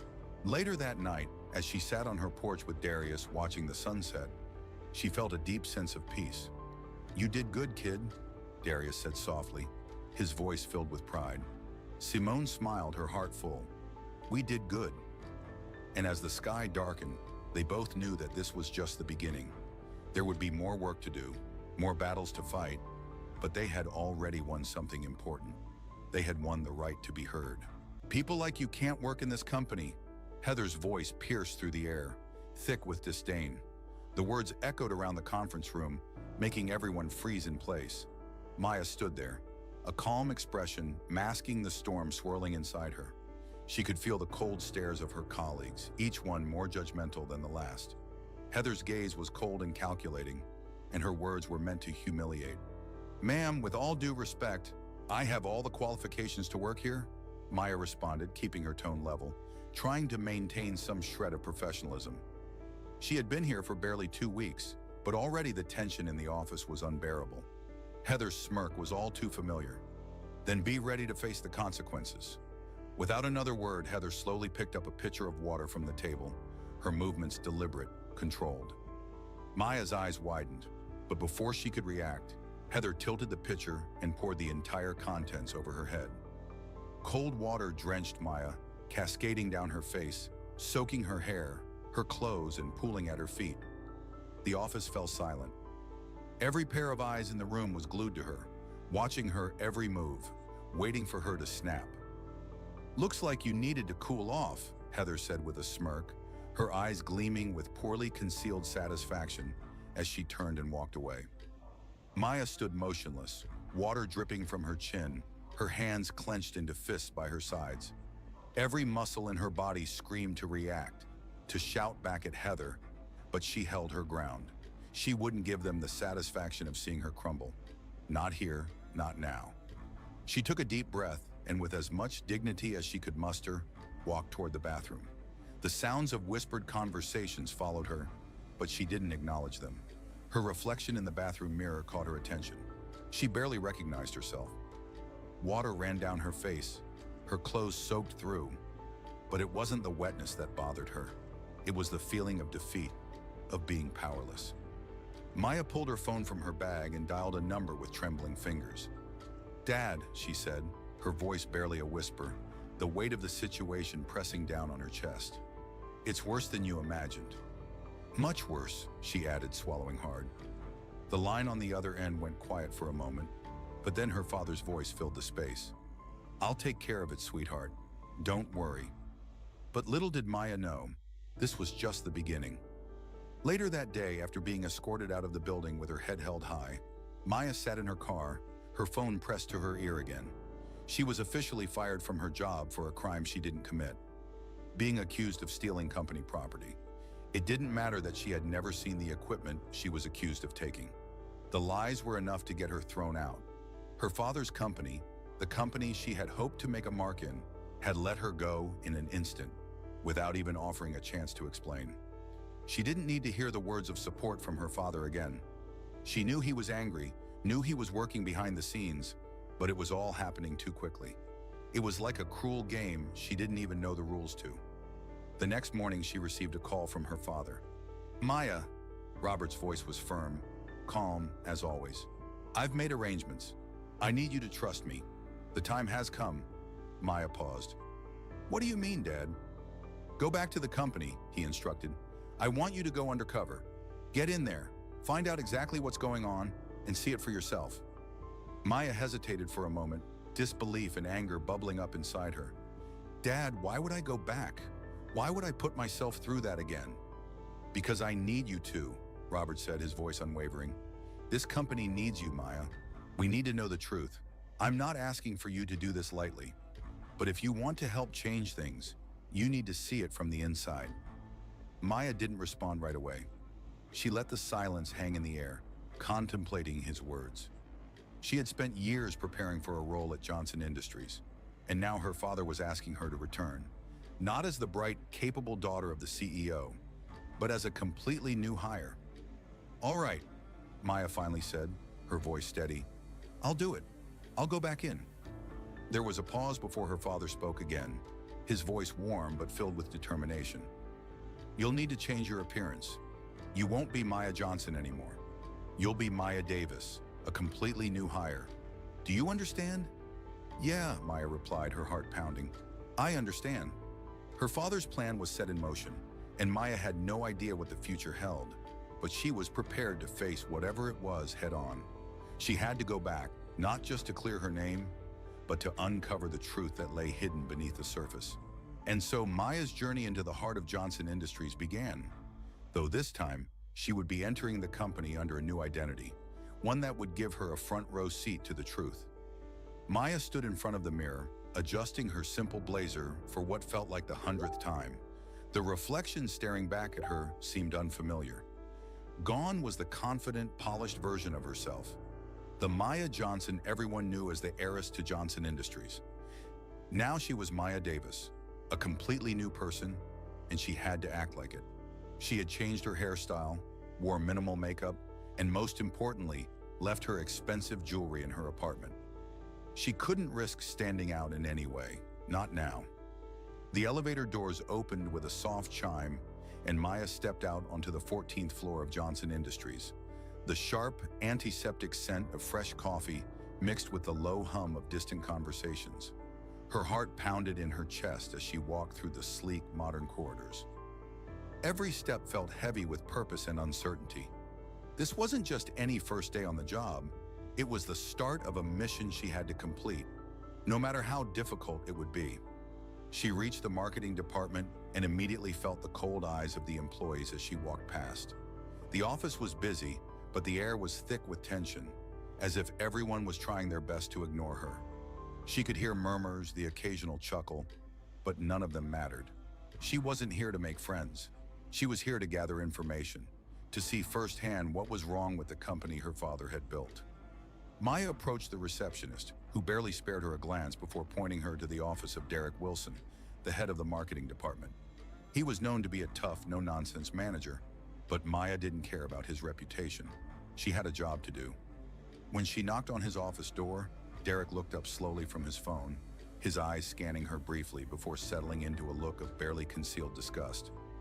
"So this is what HR sends me," he said, his voice dripping with disdain. "I specifically asked for qualified candidates. You don't look like one." Maya kept her face neutral, pushing down the anger that threatened to rise. She had been through this before, being judged based on her appearance, her race, her gender. She wasn't surprised, but she still hated it. "Maya Davis," she introduced herself, extending her hand. "I'm here to help out." Derek didn't bother to shake her hand. Instead, he picked up her resume with 2 fingers, as if it might be contaminated, and let out an exaggerated sigh. "Sarah from HR called about you, said I had to take you. Whatever, let's just get this over with." He led her through the open office floor, where employees were hunched over their desks, eyes glued to their screens. Maya couldn't help but notice the stark contrast between the shiny workstations and the oppressive atmosphere that seemed to hang in the air. No one smiled. No one looked up. The air felt thick with quiet judgment and invisible barriers. As Derek walked her past rows of desks, he turned to her with a condescending smile. "Welcome to the marketing team," he said flatly. "You'll be working under Heather. She'll show you the ropes." Maya nodded but didn't respond. Derek wasn't interested in making her feel welcome. She didn't expect him to be. She was used to being underestimated and dismissed. In fact, she expected it, but she was determined to keep her head down and do what needed to be done. They finally reached the back corner of the office. Maya's new desk was tucked away near the restrooms, a cramped, forgotten space at the edge of the room. The desk was covered with old papers, broken pens, and a computer monitor that looked like it had seen better days. There was nothing remotely welcoming about the space, but Maya didn't mind. This was part of the plan. She was here to observe, not to be seen. "This is your desk," Derek said, his voice flat and dismissive. "Passwords on a sticky note. Heather will be your supervisor. Good luck." Without waiting for her reply, he turned and walked away, disappearing into the maze of desks. Maya stood there for a moment, taking it all in. She could feel the eyes of her new co-workers on her, some curious, some indifferent, and some downright hostile. It didn't matter. She wasn't here to make a good first impression. She was here to gather information and figure out what was really happening behind the closed doors of this place. Maya sat down at her desk, turning on her ancient computer. It took longer than expected to boot up, the old machine groaning in protest. She pulled out her phone and made a mental note to take down everything. Every comment, every action, every gesture that might tell her what was truly going on in this office. As she waited for her computer to load, she thought about her father's words from the night before. "See it with your own eyes, Maya. This company needs you to understand what's really happening." It wasn't long before Heather appeared. She was a tall, blonde woman with a sharp smile that didn't quite reach her eyes. "So you're the new diversity hire," she said, her voice loud enough for everyone around to hear. "Let's see how long you last." Maya didn't flinch. She simply nodded, her gaze steady. This was the first of many tests, and she was prepared to pass them all. Heather didn't linger long. She turned on her heel and walked away, but Maya could feel the weight of her words hanging in the air. The rest of the office went quiet for a moment before it returned to its normal rhythm, but Maya didn't let it faze her. This was only the beginning. She would endure it all, for as long as it took, until she had all the answers she needed. As the day went on, Maya was handed the most mundane tasks imaginable: organizing old files, making copies, and updating spreadsheets. But every time Derek or Heather passed by her desk, she saw the look of disdain in their eyes. It was clear they had written her off, and that was fine with Maya. She wasn't here for their approval. By the end of the day, she had collected enough information to start piecing together a clearer picture. She could feel it in the air, the tension, the underlying hostility. This was not a place that valued diversity.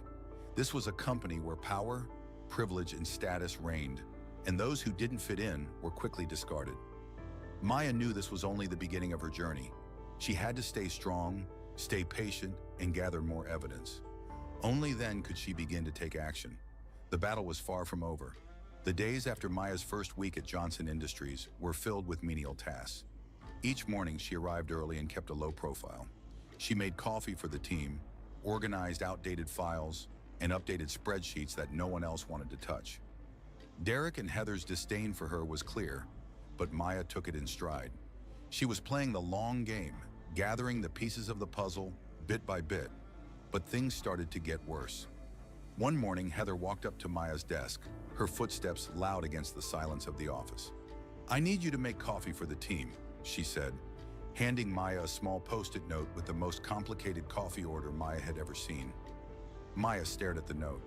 Medium roast with half an inch of room at the top, 2 pumps of vanilla, 1.5 pumps of caramel, almond milk steamed to 150 degrees, 2 raw sugar packets stirred counterclockwise, and cinnamon sprinkled on top.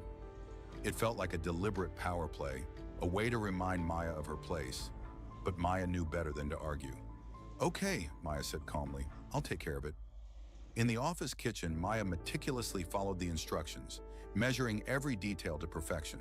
She wasn't going to let them see her slip. When she returned to Heather's desk, she placed the coffee down with a steady hand. "Here you go," Maya said. "Medium roast with the exact specifications you requested." Heather didn't even look at the cup before taking a sip. Her face immediately twisted into a mock grimace.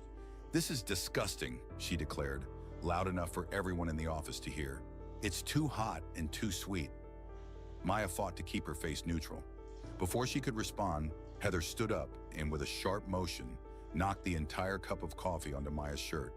The hot liquid splashed across her chest, burning her skin as it soaked through her clothes. Maya stood still, trying to control the anger that was bubbling up inside her. She could hear the laughter of her co-workers behind her, the cruel whispers that followed her as she made her way to the bathroom. The burn on her chest was nothing compared to the humiliation she felt, but she wouldn't show them her pain. She couldn't. In the bathroom, Maya pressed paper towels against the scalding liquid that had soaked through her blouse. The coffee burn stung, but it was the act of humiliation that cut deeper. Derek and Heather were testing her, trying to see how much she could take. But Maya wasn't about to break. When she returned to her desk, Derek looked at her with a smirk. "You might want to change your shirt," he said, barely hiding his amusement, "and clean the floor while you're at it." Maya didn't respond. She simply walked back to her desk, changed her blouse, and got to work. She knew they were playing a game, trying to break her, but she wasn't about to give them the satisfaction. The team meeting later that morning was a reminder of how little she mattered to them. When Derek introduced the other new hires, Brad and Jennifer, he praised them for their qualifications, eager to show them off. But when it was Maya's turn, he simply gestured vaguely in her direction. "This is Maya. She'll be helping out." Maya kept her expression neutral, even though the sting of his words was sharp. It wasn't just the dismissal, it was the intention behind it. Derek and Heather wanted to make sure she knew her place, that she didn't belong in this world of privilege and power. After the meeting, Derek handed out assignments. Brad and Jennifer were sent to exciting client meetings. Maya was given the task of organizing the supply closet. She could feel the eyes of her co-workers on her as she started her new task. Some were sympathetic, others amused, but none of them offered help. This was her job now. And as she spent the afternoon sorting through dusty files, Maya realized that it wasn't just about petty office politics. Derek and Heather were setting her up for something far worse. She could feel it in the air, the tension, the hostility. They were testing her limits, pushing her to see how far they could go before she snapped. Maya knew she had to stay calm, stay focused.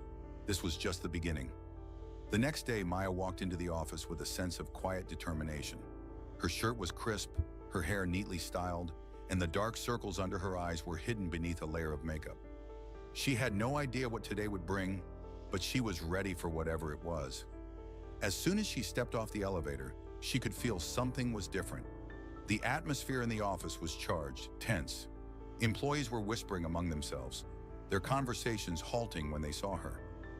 Maya ignored it, walking past their curious eyes toward her desk. She had learned to be invisible, but today it felt different.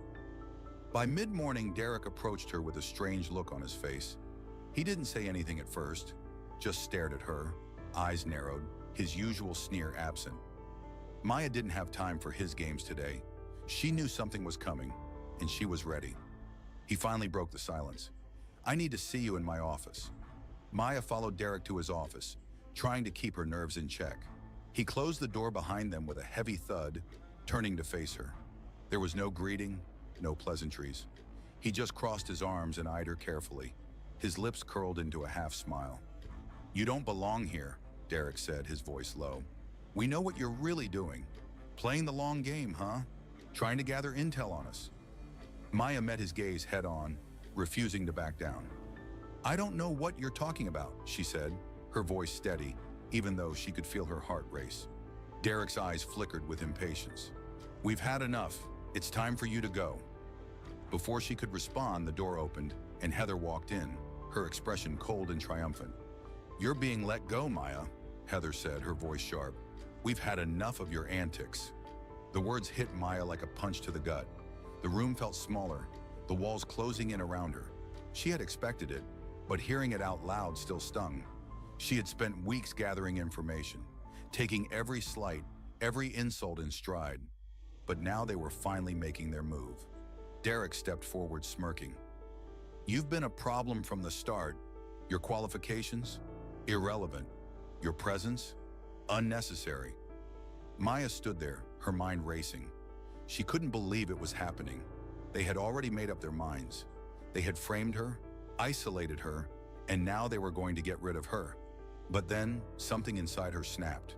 The years of preparation, the patience, the discipline, it had all been building to this moment. She wasn't just going to walk away. Not like this. "I'm not leaving," she said, her voice calm but unwavering. "I'm not going anywhere." Heather raised an eyebrow, a smirk playing at the corners of her lips. "You don't have a choice, Maya. You're done." Maya stood tall, her shoulders squared. "Watch me." She turned toward the door and walked out of Derek's office without another word. She could hear Derek's mocking laughter behind her, but she didn't turn around. Maya knew what she had to do. She walked straight to the elevators, her heart pounding. This was the moment. She wasn't just a new hire anymore. She wasn't Maya Davis, the employee they had tried to bury.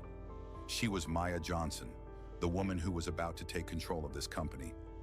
The elevator doors slid open with a soft chime, and as she stepped inside, she pulled out her phone. She dialed her father's number, her fingers trembling slightly. "Dad," she said when he picked up, her voice steady. "It's time." Robert's voice on the other end was filled with understanding. No surprise. "I'll make the call." Maya didn't wait for him to say more. She hung up and waited as the elevator ascended to the top floor. When the doors opened, she stepped out, feeling the weight of the moment settle on her shoulders. Robert had arranged everything. The board, the media, the executives, everything was in place. She was ready. And today she was going to make it clear that this company was hers to lead. Not Derek's, not Heather's, and certainly not anyone else's. She walked into the conference room where the entire leadership team had gathered for a meeting. They all looked up in shock as she entered, the tension in the room thickening as her presence filled the space. Robert stood from his seat, his eyes locking with hers. He didn't say a word, but the pride in his eyes was enough. Maya smiled, standing tall. "I'm Maya Johnson, your new CEO," she said, her voice carrying across the room. "And this company is about to change." The room fell into stunned silence as Maya's words echoed through the conference room. She could feel the weight of the stares on her as the leaders of the company absorbed what she had just revealed. There were no more games, no more tests. This was the moment of truth. Maya's eyes scanned the faces around the table. Familiar faces, some anxious, others cold, and a few that looked like they had seen a ghost. Derek sat frozen, his smug demeanor gone. Heather's face had drained of color, her earlier confidence evaporating in an instant. No one had expected this, not even them. "I know this must come as a shock," Maya continued, her voice calm and clear.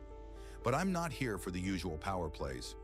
I'm here to lead, and I'm here to make sure that everyone in this company, from the top to the bottom, gets the respect they deserve." Her father, Robert, stood beside her, his presence a silent show of support. He had built the company from the ground up, but it was clear that it had fallen into the wrong hands in recent years. Now it was time for change. The tension in the room was palpable. Maya knew this wasn't going to be easy. There would be pushback, resistance, but she was ready for it. The past few weeks had been brutal, but they had given her the clarity she needed. She had seen the worst of Johnson Industries, the discrimination, the abuse of power, the lack of real leadership, and now it was time to fix it. "Effective immediately," Maya continued, her eyes locking with Derek. "Derek Wilson and Heather Lewis are no longer with this company." A murmur of surprise rippled through the room, but no one dared to challenge her. Derek opened his mouth, but Maya raised a hand to silence him. "This isn't personal," she said, her tone firm. "But what you've done to this company, to the employees, is unforgivable. You've poisoned this company's culture, and it ends now." Derek's face turned a deep shade of red, but he said nothing. He stood up, fists clenched at his sides. "You can't do this," he spat. "I've been with this company for years. I'll sue you for wrongful termination." Maya smiled, the cold edge of her determination evident. "By all means, take it to court. I'm sure a jury would love to see the video evidence we've gathered over the past few weeks." She nodded towards Sarah from HR, who stood up and handed over a tablet. The screen flickered to life, and the room watched in silence as Maya played the recordings. Of Heather mocking Maya's coffee, Derek's degrading comments, and the way they had set her up for failure. The evidence was undeniable. Derek and Heather were caught in their lies, and their actions had been documented. Maya didn't need to say another word. The proof was in front of everyone. "This is what's been happening under your watch," Maya said, her voice steady, "and I won't stand by and let it continue." The room was quiet for a long moment. No one spoke. Maya's calm authority filled the space, and one by one the executives began to realize that things were about to change. This was no longer a place for favoritism, for discrimination, or for the unchecked abuse of power. It was a company that would be built on merit, respect, and accountability. Maya turned back to the group, her gaze sweeping over them. "I'm not here to tear this place down. I'm here to rebuild it. But we need to start with honesty. We need to start by acknowledging what's been wrong and fixing it. Her words were met with silence, but Maya could see the shift happening. She wasn't just the CEO, she was the leader this company had needed all along. The people who had been silenced for so long, the ones who had endured the toxic culture, were finally going to be heard. We will be implementing new policies, Maya continued, her voice firm. First, mandatory anti-discrimination training for all employees. Everyone from entry-level staff to executives will go through it. We will also introduce an anonymous reporting system to ensure that no one is afraid to speak up about harassment or misconduct. She paused for a moment, letting her words sink in. This is only the beginning.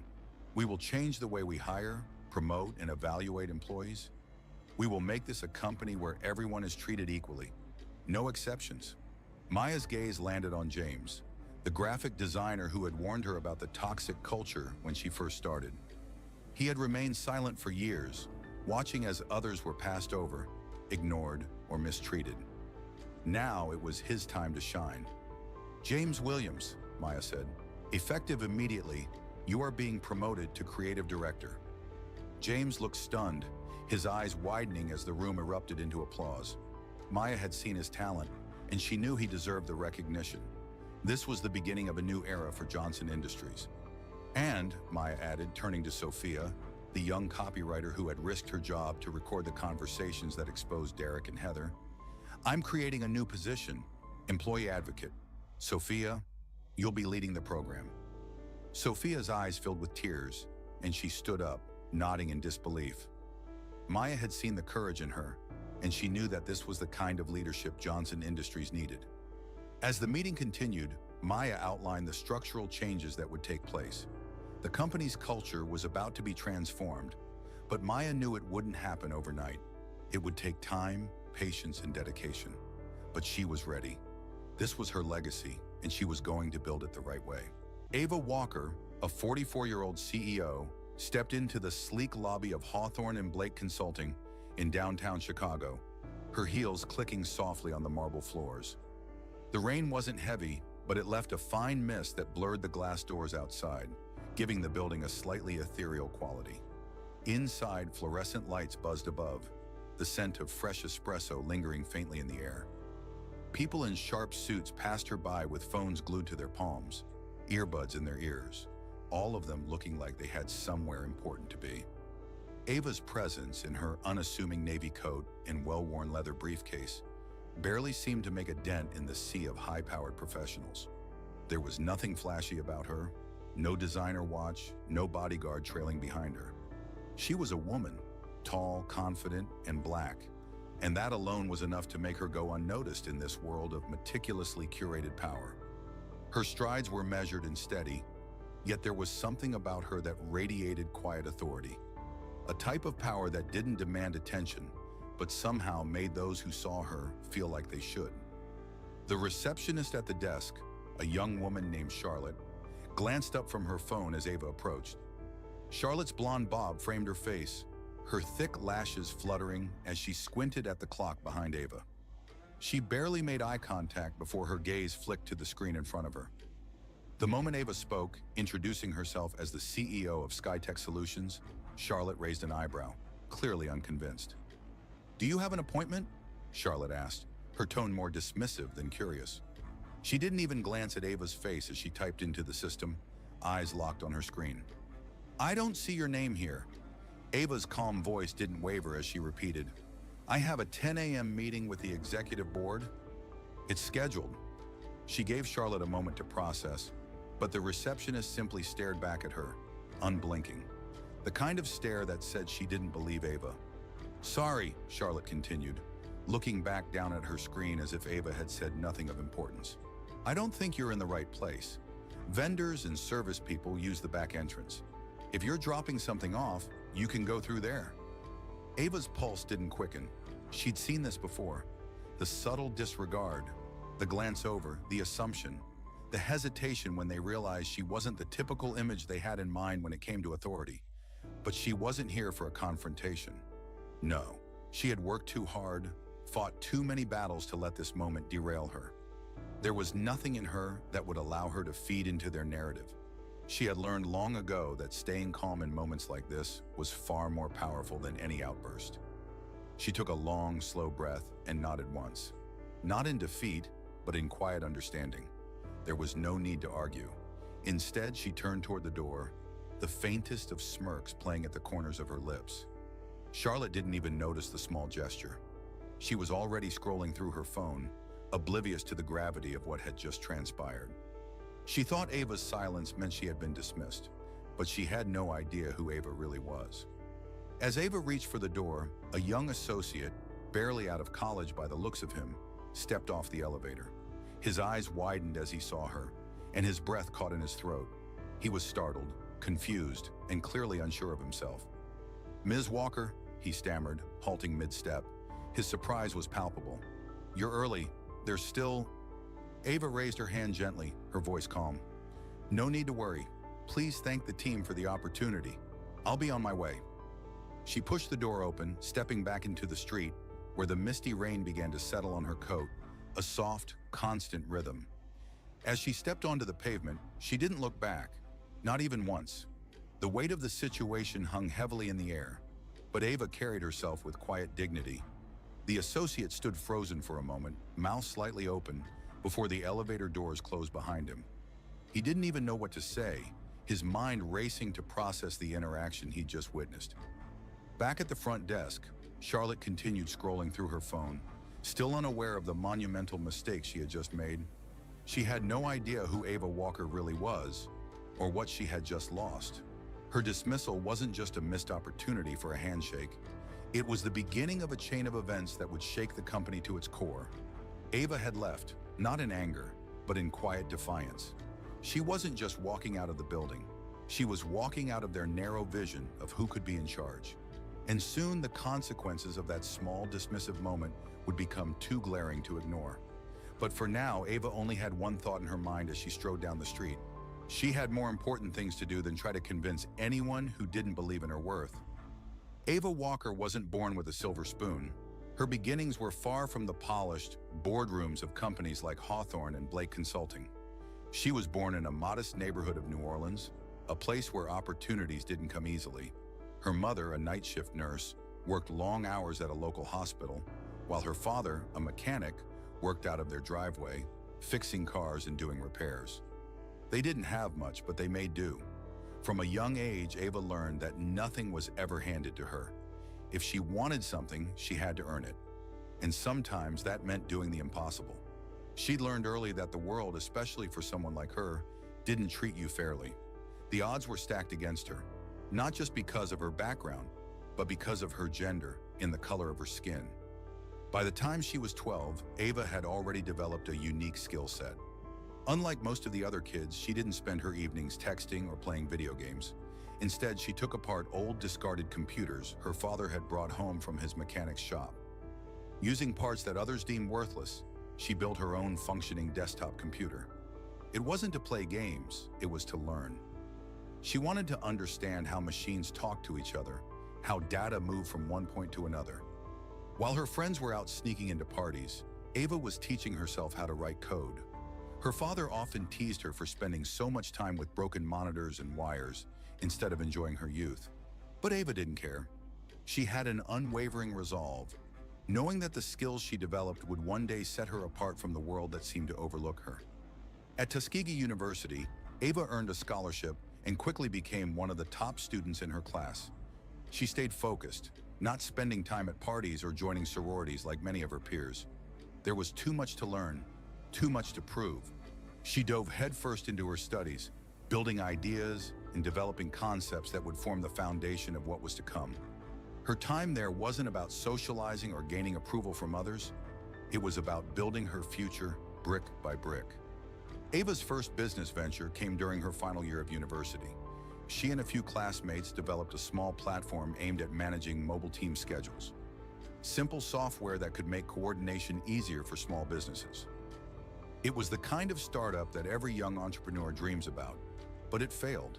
It wasn't that the idea was bad, the timing was off, and the execution wasn't strong enough. The setback didn't break her. Instead, it sharpened her resolve.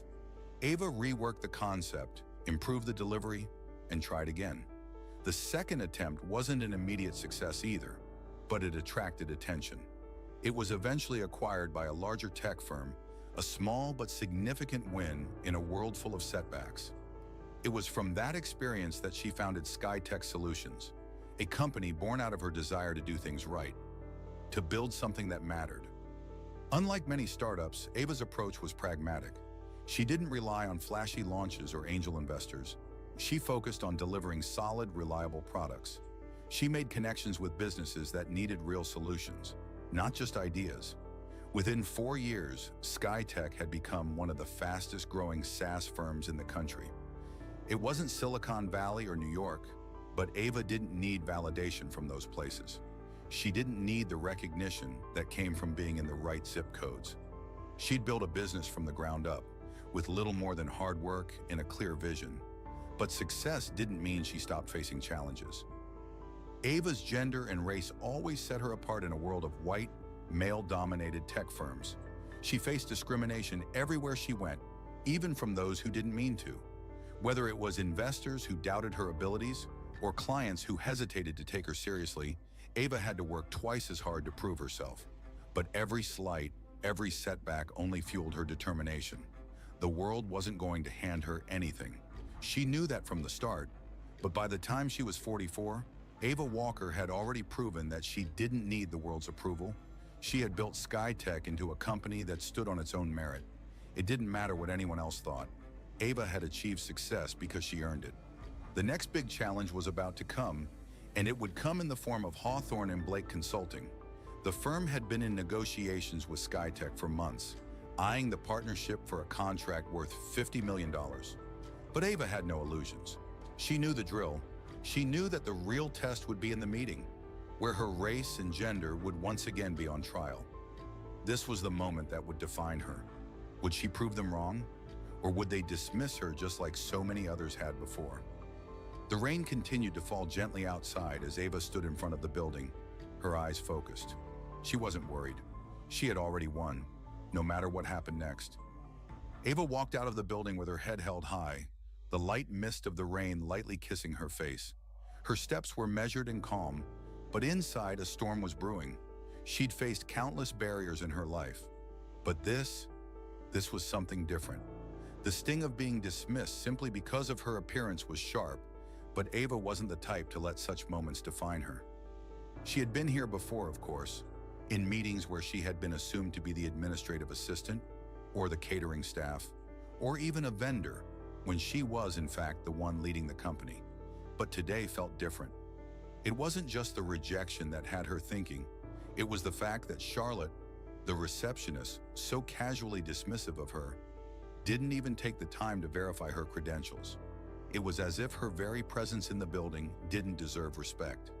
As if her success, her accomplishments, her very title as CEO wasn't enough for Charlotte to see her for who she truly was. Ava reached into her coat pocket, pulling out her phone. She dialed Ian Richards, her VP of Operations in Phoenix. His voice came through almost immediately. "Ava, how'd it go? They ready to sign the deal today?" Ava paused. There was a slight tremor in her voice, but she didn't want to let it show. "The deal's on hold for now, but we'll see." Ian didn't ask any questions. He knew better than to pry when Ava was in one of her moods. She had trained her team to understand that silence often spoke louder than words. But as she spoke, she felt a fire igniting inside her. She wasn't angry. She wasn't upset. She was just done. Done with the pretense, done with the quiet discrimination that came from assumptions made based on the color of her skin and the way she looked. Today had been the last straw. If they couldn't see her for who she was, a successful entrepreneur, a woman who had built an empire with nothing more than hard work and perseverance, then she would make sure they saw her in a different way. Ava's thumb hovered over the contact information for Travis Harper, the CEO of Archon Systems. They had been in talks about a potential partnership for months. Their conversations had always been professional, grounded in shared business interests. But now Ava knew it was time to make a move. She pressed the call button. Across town, inside the luxurious offices of Hawthorne and Blake, the atmosphere had shifted. The senior partners and executives had gathered around the long conference table, waiting for Ava's arrival. They had prepared themselves for a formality, a handshake, some final questions, and the signing of a contract that would secure their firm's involvement in Skytech's future. But now, 30 minutes past the scheduled meeting time, tension hung thick in the air. The lead negotiator, David Stone, checked his watch for the 5th time, his impatience growing. He was the one who had insisted they meet Ava before finalizing the deal. He had been the one to assure everyone that it was a simple formality. Just one final meeting, he'd said. We need to see the person behind the numbers. But now, as each minute ticked by, David began to feel the weight of his decision. He could feel the eyes of the senior partners on him, and he knew that their patience was wearing thin. Maybe she had an emergency, one of the senior partners suggested, his tone dripping with doubt. Or maybe she's just trying to pressure us for better terms? David shook his head, his frustration evident. She's not the type to play those games. She's too professional for that. Still, the room grew uneasy, the silence stretching longer with each passing minute. Suddenly, the door to the elevator pinged, and Paulina Hayes, one of the firm's most senior partners, stepped into the room with a cold expression. David, what's going on? Where is she? Paulina's voice was sharp. Before David could respond, an intern burst into the room out of breath. She's gone, the intern reported, his face pale. She came by earlier, but they turned her away. Said she didn't have an appointment. She left the building without even meeting anyone. The room fell into stunned silence. You're telling me she didn't even get in? David asked, his voice thick with disbelief. The intern nodded. That's what the receptionist said. She thought Ms. Walker was just a vendor, I guess.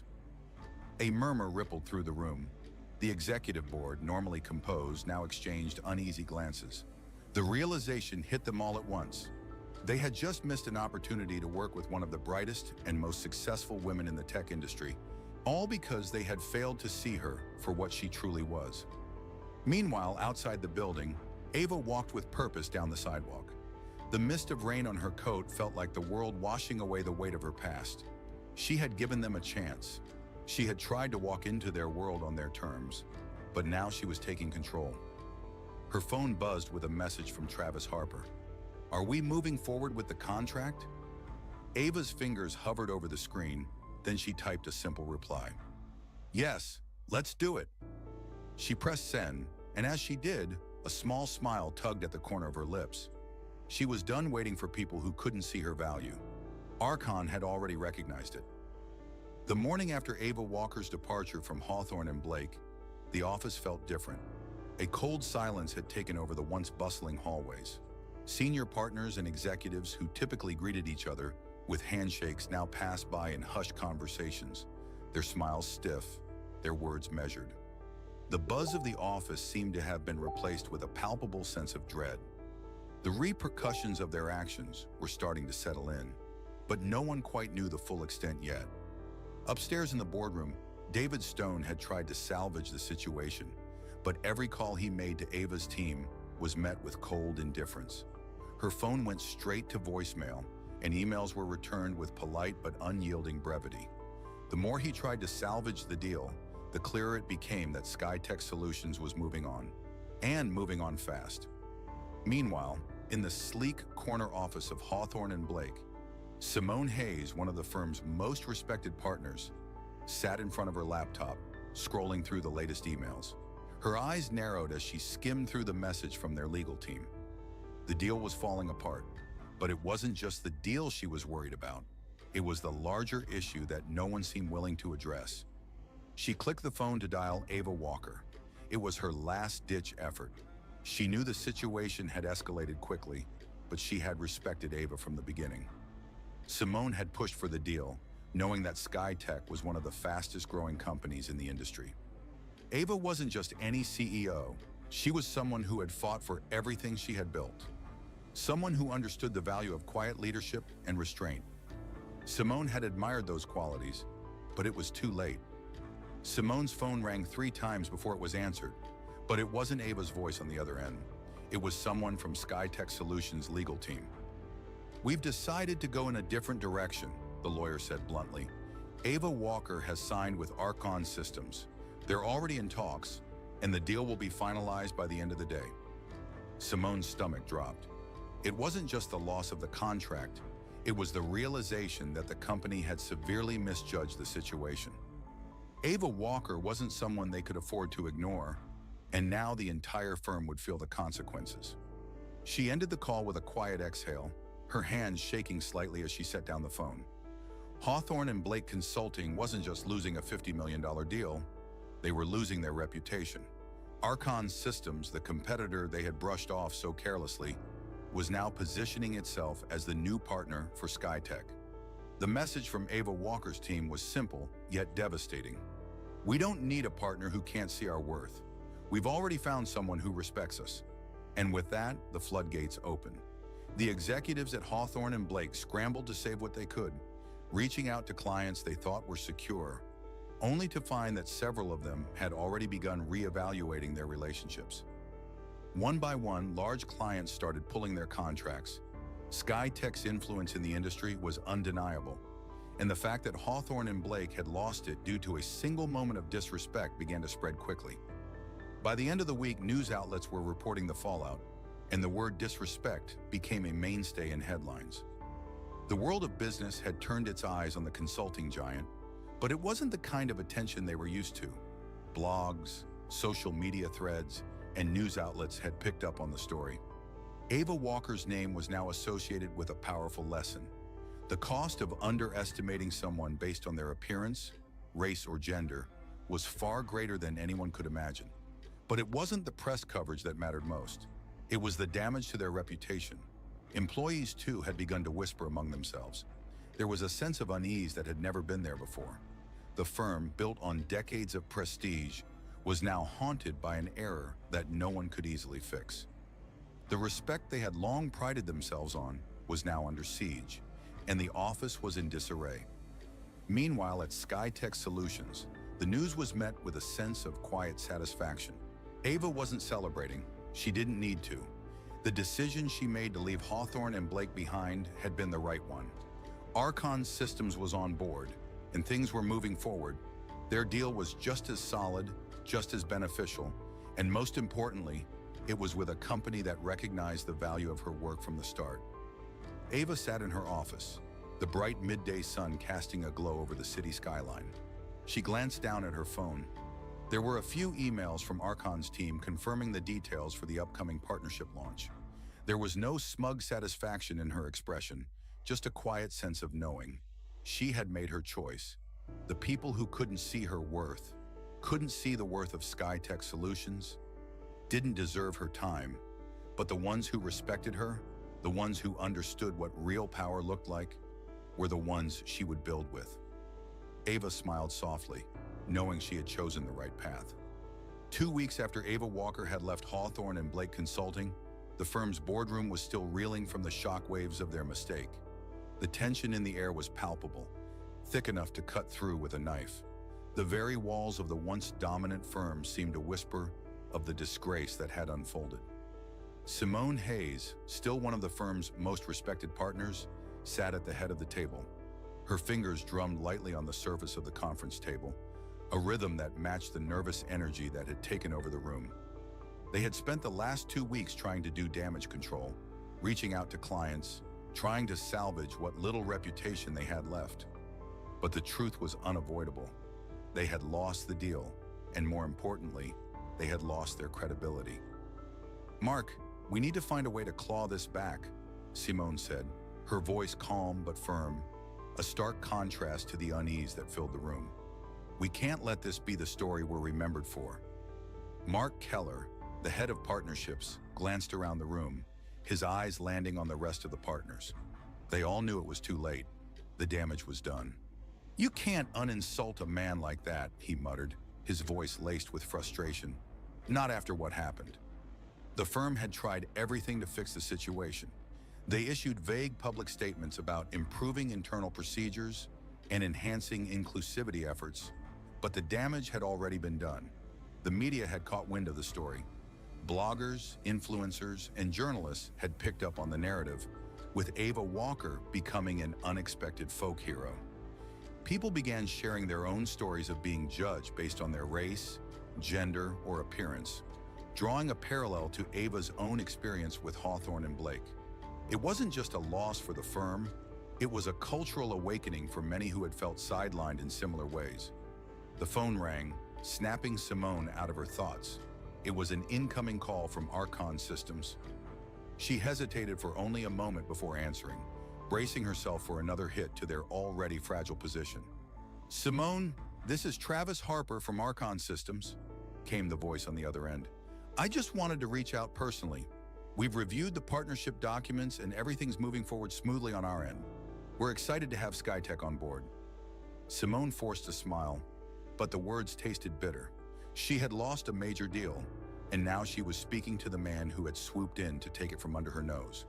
"I'm glad to hear that, Travis," she replied, her voice professional but hollow. "We've always respected SkyTech's work."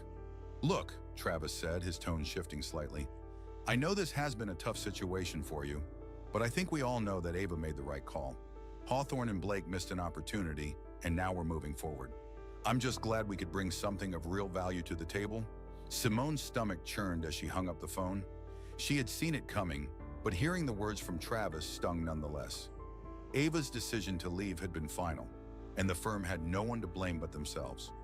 No one, except for the receptionist at the front desk, the one who had misjudged Ava based on her appearance, her attire, her very presence. At SkyTech Solutions, Ava sat at her desk, her eyes scanning the documents in front of her. The partnership with Archon Systems was moving along smoothly, and she was already planning the next steps for SkyTech's expansion. The deal was just the beginning. She wasn't interested in public vindication. Her focus was on building her company and ensuring that it thrived. She didn't need to prove anything to Hawthorne and Blake. Their mistake had already been made. A knock on the door interrupted her thoughts. It was Ian Richards, her VP of Operations. He stepped inside, a smile on his face. "We got the press release," he said, handing her a printed copy. "I think you'll be pleased." Ava glanced down at the headline. Archon Systems partners with SkyTech Solutions, a new era in tech innovation. "Good," she replied, folding the paper neatly and setting it aside. "We've already proven our worth. Now it's time to focus on what comes next."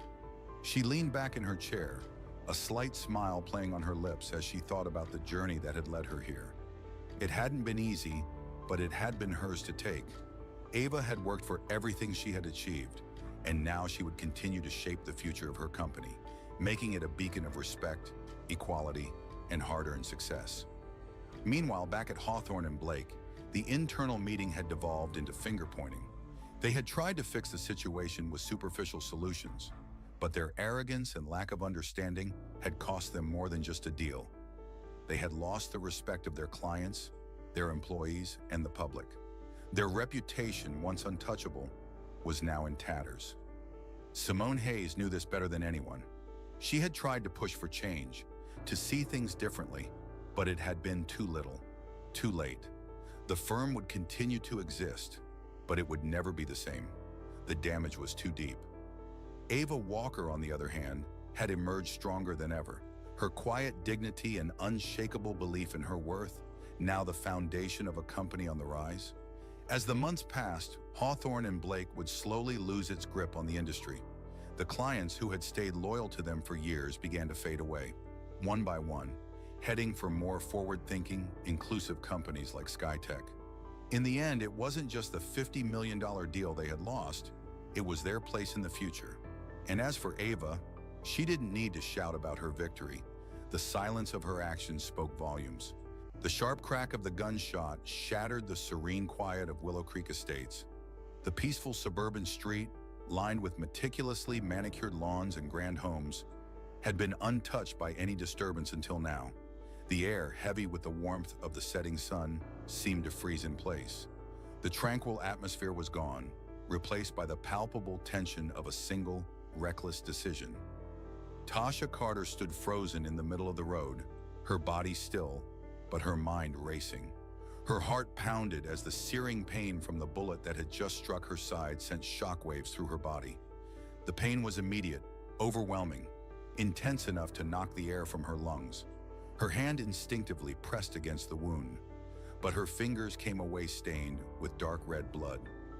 The bullet had torn through her skin, leaving behind a trail of warmth that soaked through her shirt and began to spread down her torso.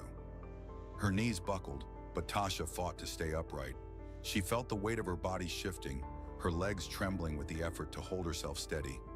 The asphalt beneath her feet seemed to tilt, but she remained upright, refusing to collapse. Her eyes, wide with disbelief, were fixed on the officer who stood just a few feet away, his gun still raised, a thin wisp of smoke curling from the barrel. His face was a mask of confusion and panic. Officer Mark Lawson had pulled the trigger without hesitation, his mind clouded by suspicion and fear. The moment he had stopped Tasha, he had been quick to judge, quick to assume something was wrong. A black woman driving a luxury car in a predominantly white neighborhood. There was something about that image that unsettled him. His gut told him something wasn't right, and his instinct, fueled by years of racial bias and preconceived notions, had led him to escalate the situation. Tasha hadn't done anything wrong. She hadn't broken any laws, hadn't been anything but cooperative. She had tried to explain herself, her voice steady despite the tension. But Officer Lawson's reaction had been immediate. He had ordered her out of the car, then demanded her identification. Tasha, still calm, had reached for her phone to document the interaction. She wanted proof. She wanted to protect her rights. But Lawson had misinterpreted that simple, non-threatening action as something else. In a split second, his finger had squeezed the trigger. The shot rang out, and Tasha felt herself jerked back by the force of the bullet. She had heard the loud report, but it didn't register in her mind at first. The pain was so overwhelming that all she could focus on was the rush of heat that spread across her body. The way her vision blurred, the pressure building in her chest as her breath came in ragged gas. She stumbled back a step, then another, but her legs wouldn't hold her anymore. She crumpled to the ground, her knees hitting the asphalt with a dull thud. Tasha's eyes never left Officer Lawson, her gaze piercing, unwavering. The pain was unbearable, but she wasn't afraid. There was no fear, only a quiet fury building inside of her. This was happening because of who she was. This was happening because of the color of her skin. She hadn't done anything to deserve this, but here she was, bleeding on the street, the victim of a senseless act of violence. Officer Lawson stood frozen, staring at Tasha as she knelt on the ground, clutching her side, her blood beginning to pool around her. His gun was still raised, though his hands were trembling. He couldn't quite comprehend what had just happened. His mind was scrambling to catch up with the reality of the situation. Had he really just shot her? He had acted out of fear, out of suspicion, but now as he stood over her, that fear was morphing into something else, something deeper, more uncomfortable. Regret maybe, or just confusion. He hadn't meant to hurt her. In fact, he hadn't even meant for things to escalate this far, but here they were. And now the weight of his decision crashed down on him. Tasha's breath came in shallow, rapid bursts, her body trembling as the blood continued to seep from the wound. She wasn't dead. She couldn't die like this. Not here, not now. There were things she still needed to do, things she needed to make right. This wasn't over yet. Her fingers tightened around her phone, the device still clutched in her hand. She wasn't sure if she could move, but she would make sure her voice was heard. Officer Lawson stood still, the reality of what he had done slowly sinking in. He had pulled the trigger too quickly, acted on instinct, and now he was standing over a woman he had just shot. His mind was still racing, trying to make sense of the chaos he had just unleashed. Tasha's eyes never left him. She wasn't going to beg. She wasn't going to cry. But the silent fury in her gaze was enough to shake him to his core. The officer had just made a choice, and it was one that could never be undone. He didn't know it yet, but his life, just like hers, had changed forever in that single moment. The moments leading up to that fateful encounter had been ordinary, even serene. Tasha Carter had been cruising through Willow Creek Estates, her mind at ease as she made her way toward her mother's house. The day had been long, a week at the Pentagon full of meetings and briefings that tested her patience and resolve. But now, driving through the quiet streets of this affluent suburban neighborhood, she could finally relax. The warm golden hues of the setting sun cast a peaceful glow on the perfectly manicured lawns and grand homes that lined the road. Tasha's Lexus ES350 glided smoothly over the asphalt, the engine humming softly in contrast to the stillness of the neighborhood. This was her mother's home, a place she had come to love as her own. Her mother, Anne, had lived here for years, since her father passed away. Though Tasha had served in the military for nearly 3 decades, she always made time to visit. It was more than just family tradition, it was the grounding force in her life. Today, she had promised her mother that she would stop by, picking up her favorite treat from the local bakery, strawberry shortcake. As Tasha approached the familiar street, she glanced over at the large houses with their carefully kept lawns. It was a picture of suburban perfection, where the biggest concern seemed to be the state of your hedge or the type of luxury car parked in your driveway. Tasha had always felt a sense of peace here, away from the stresses of the military, the foreign deployments, the endless responsibilities of her career. But it was this very sense of peace that made what happened next so surreal. As she turned onto Pinehurst Drive, Tasha noticed a police car parked ahead, a few hundred feet away from her. She didn't think much of it at first. Perhaps the officer was just doing a routine patrol. But as her Lexus drew nearer, she noticed that the officer's eyes seemed to lock onto her car, and something about his posture felt different. His gaze followed her, and for reasons she couldn't immediately explain, she felt an odd sense of discomfort. The officer was Mark Lawson, a 40-something-year-old cop with a crew cut and a stern face, who had been patrolling these streets for years. Willow Creek Estates was quiet, mostly affluent families who rarely saw any real trouble. And yet Officer Lawson had a reputation for being overly vigilant, even when there was no need. He was quick to judge, quick to act, and his eyes narrowed as he watched Tasha's sleek black Lexus approach. Without any apparent reason, no speeding violation, no broken taillight, Officer Lawson switched on his patrol car's sirens. The flashing red and blue lights filled the street with a sense of foreboding, casting strange shadows on the well-kept lawns and pristine sidewalks. Tasha's heart skipped a beat as she glanced in her rearview mirror. She sighed quietly. Why me? She knew she hadn't done anything wrong. She wasn't speeding, she wasn't in a hurry, and she wasn't about to break any laws. But she knew the procedure. She had been stopped by police before during her military service. This wasn't an unfamiliar situation, but something about this encounter felt different. The flashing lights, the officer's focus on her car, something about it wasn't right. With a calm, practiced motion, Tasha signaled and pulled over to the side of the road.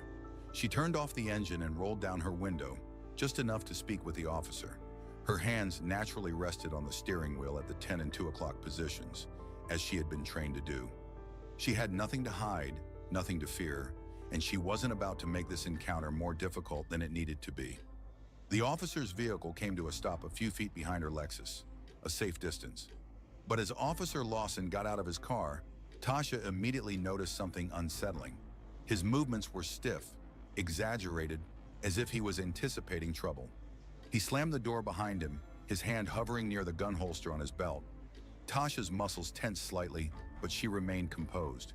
She had seen this behavior before, overly cautious, overly aggressive. It made her uneasy, but she didn't show it. When Lawson reached her car, he didn't greet her or even acknowledge her presence in the usual way.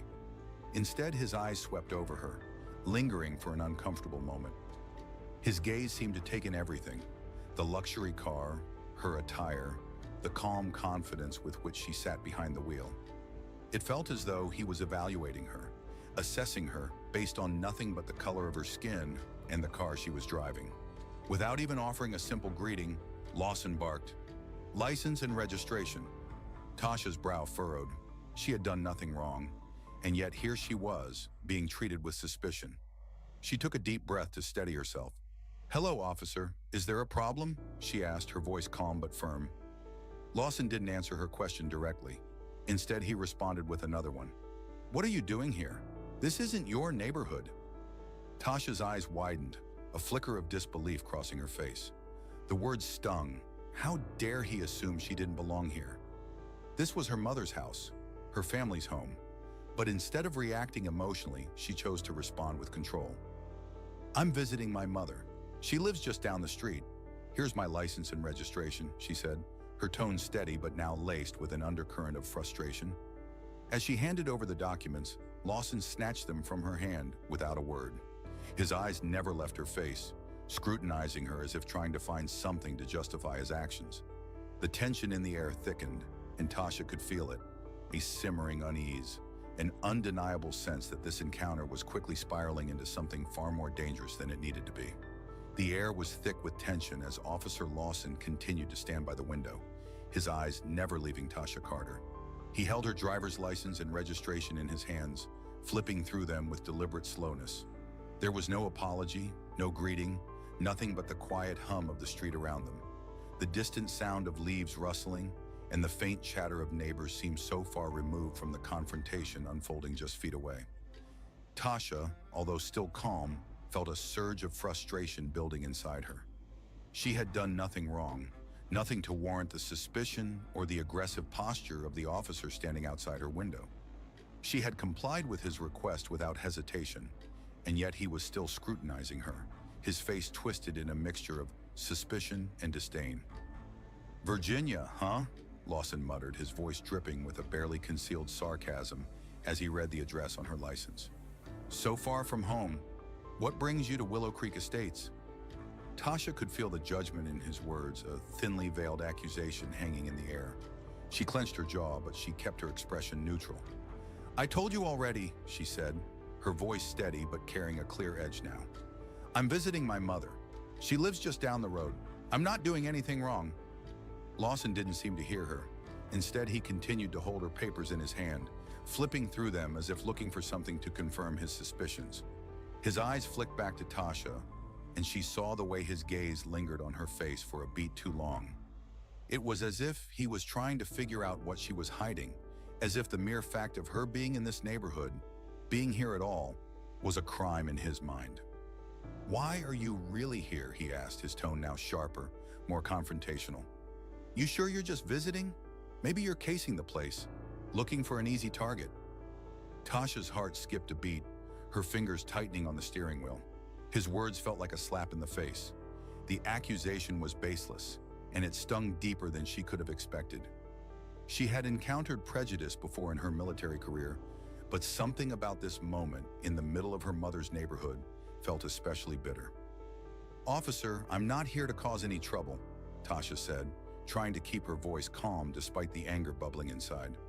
"I'm just here to see my mother. That's all. I've done nothing wrong. I'm not a criminal." Lawson's eyes narrowed.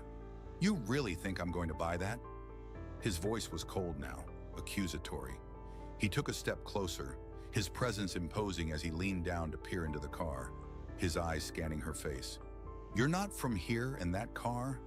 I've been patrolling these streets for years, and I've never seen anyone like you, especially not someone in a fancy car like this." Tasha felt her stomach twist. She was no stranger to racism, but it still caught her off guard every time it reared its ugly head. She had spent years serving her country with honor, earning respect in a world that often saw her as less than. She wasn't some criminal, some outsider trying to infiltrate a better part of town. But Officer Lawson didn't see her accomplishments, didn't care about her service or her worth as a person. He saw a black woman in a luxury car and assumed she didn't belong. "I've done nothing illegal and I'm not going anywhere," Tasha replied, her voice firm and unwavering. "I'm going to see my mother, and you can either let me go or—" Before she could finish her sentence, Lawson cut her off. "Get out of the car," he demanded, his voice rising. "I'm going to search you and your car." Tasha's heart raced, the weight of the officer's sudden escalation hitting her like a punch to the gut. She had no intention of resisting or creating trouble, but the situation was quickly spiraling out of control. She was certain she hadn't done anything wrong. Yet here she was, being treated like a criminal for simply being in the wrong place at the wrong time. Tasha's mind raced, thinking through her options. She knew that getting out of the car might make the situation worse, but staying inside wouldn't help either. She could feel the anger and suspicion radiating off Lawson, and she knew that the longer she stayed in the car, the more likely it was that things would escalate. Taking a deep breath, Tasha slowly unbuckled her seatbelt, careful not to make any sudden movements. She opened the door and stepped out, standing tall despite the sharp pain still radiating from her wound. The blood had slowed, but she could feel it seeping through her clothes. Her body ached, but she refused to show any weakness in front of this officer. "Okay, officer," Tasha said, her voice controlled but firm. "I'm out of the car. What now?" For a brief moment, Lawson seemed to hesitate. His hand hovered near his gun, his expression tense as he looked her over. He wasn't prepared for her calm, measured response. The officer had clearly expected resistance, but Tasha wasn't interested in fighting him, not in the way he wanted. She wanted to stay alive, to make it through this encounter, and if that meant cooperating, then that's what she would do. "Now you're going to show me you're not a threat," Lawson said, though there was an edge of uncertainty in his voice. Tasha didn't flinch. She stood her ground, her back straight, her eyes steady. She knew the officer was already on edge, and she wasn't going to let his ignorance push her into a mistake. But the underlying tension, the palpable animosity, was undeniable. The officer's bias was as clear as the blood soaking through her clothes. The moment Tasha stepped out of the car, she could feel the atmosphere shift. Officer Lawson's stance became more rigid, his posture taking on a threatening edge. His hand hovered near the holster of his gun, and Tasha noticed the way his gaze flicked from her to the car, then back again, as if trying to decide what her next move would be. She had been trained to handle tense situations, to think strategically, but nothing had prepared her for this moment, the quiet, insidious racism that had boiled over into dangerous aggression. She could feel the hot blood still seeping through her shirt, staining her clothes, but she forced herself to focus. She had to keep it together. She had to stay calm. Every inch of her military training screamed at her to keep control, to not let her emotions or fear show. She knew that reacting impulsively could make things worse, and she wasn't about to let this officer escalate things any further. "Okay, officer," Tasha said again, her voice calm but laced with an undercurrent of authority. "I'm out of the car, just like you asked. Now what's next?" For a moment, Lawson didn't answer. Instead, he studied her, his eyes flicking over her face, his hands still hovering too close to the gun at his side. He was trying to figure her out, trying to understand what kind of person she was.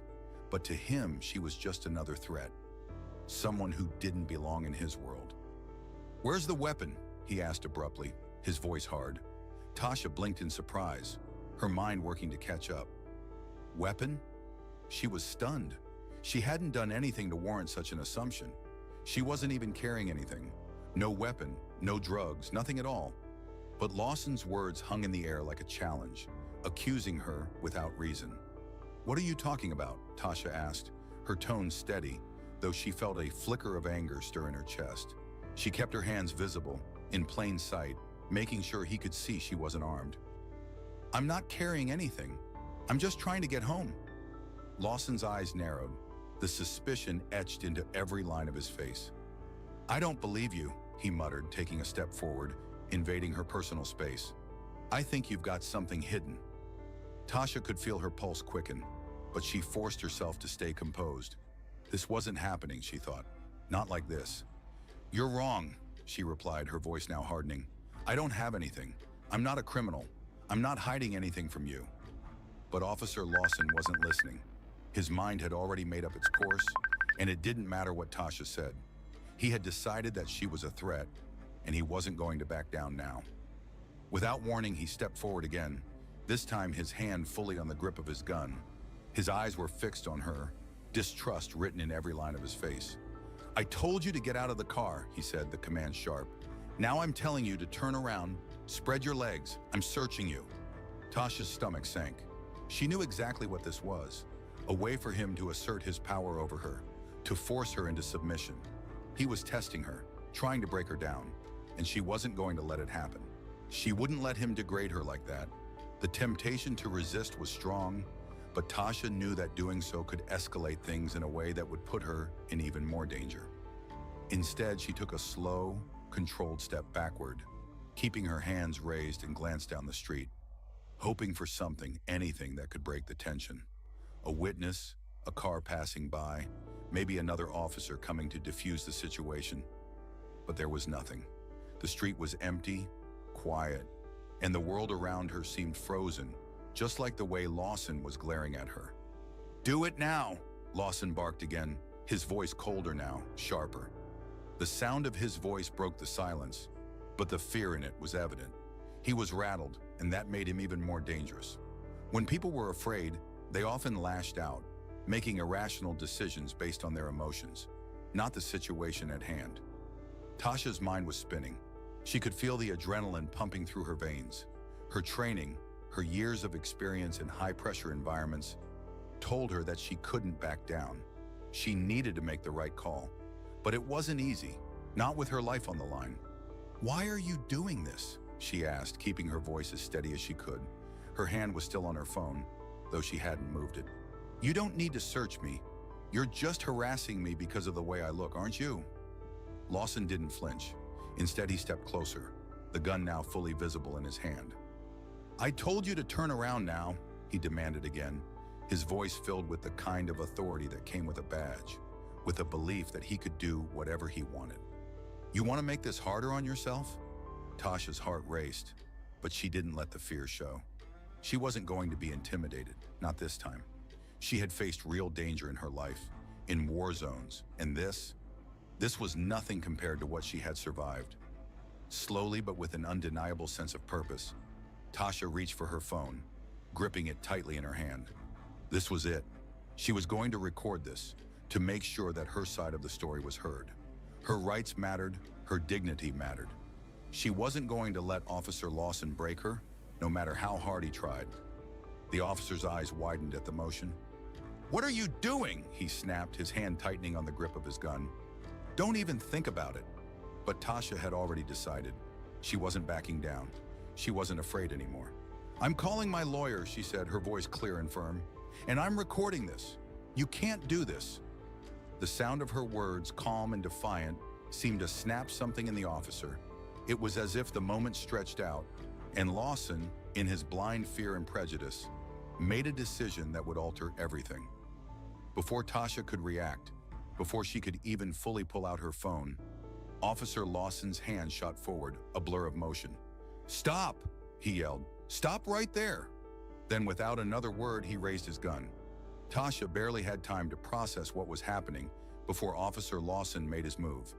The officer's hand shot up, and in the blink of an eye, the gun was raised.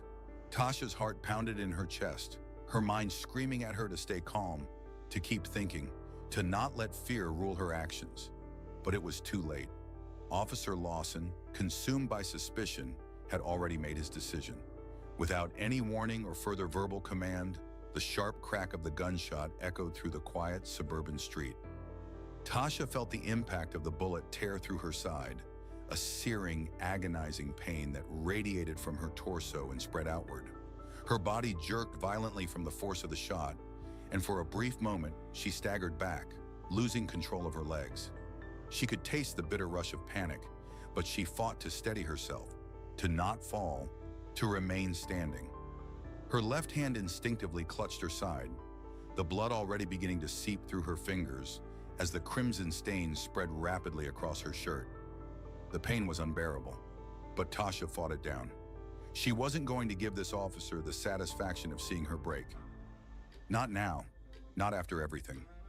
Officer Lawson's gun still smoked in his hand, the echo of the shot lingering in the air as he stood frozen in place, his eyes wide with disbelief. The rage that had fueled his earlier actions seemed to evaporate in an instant, replaced with an uneasy confusion.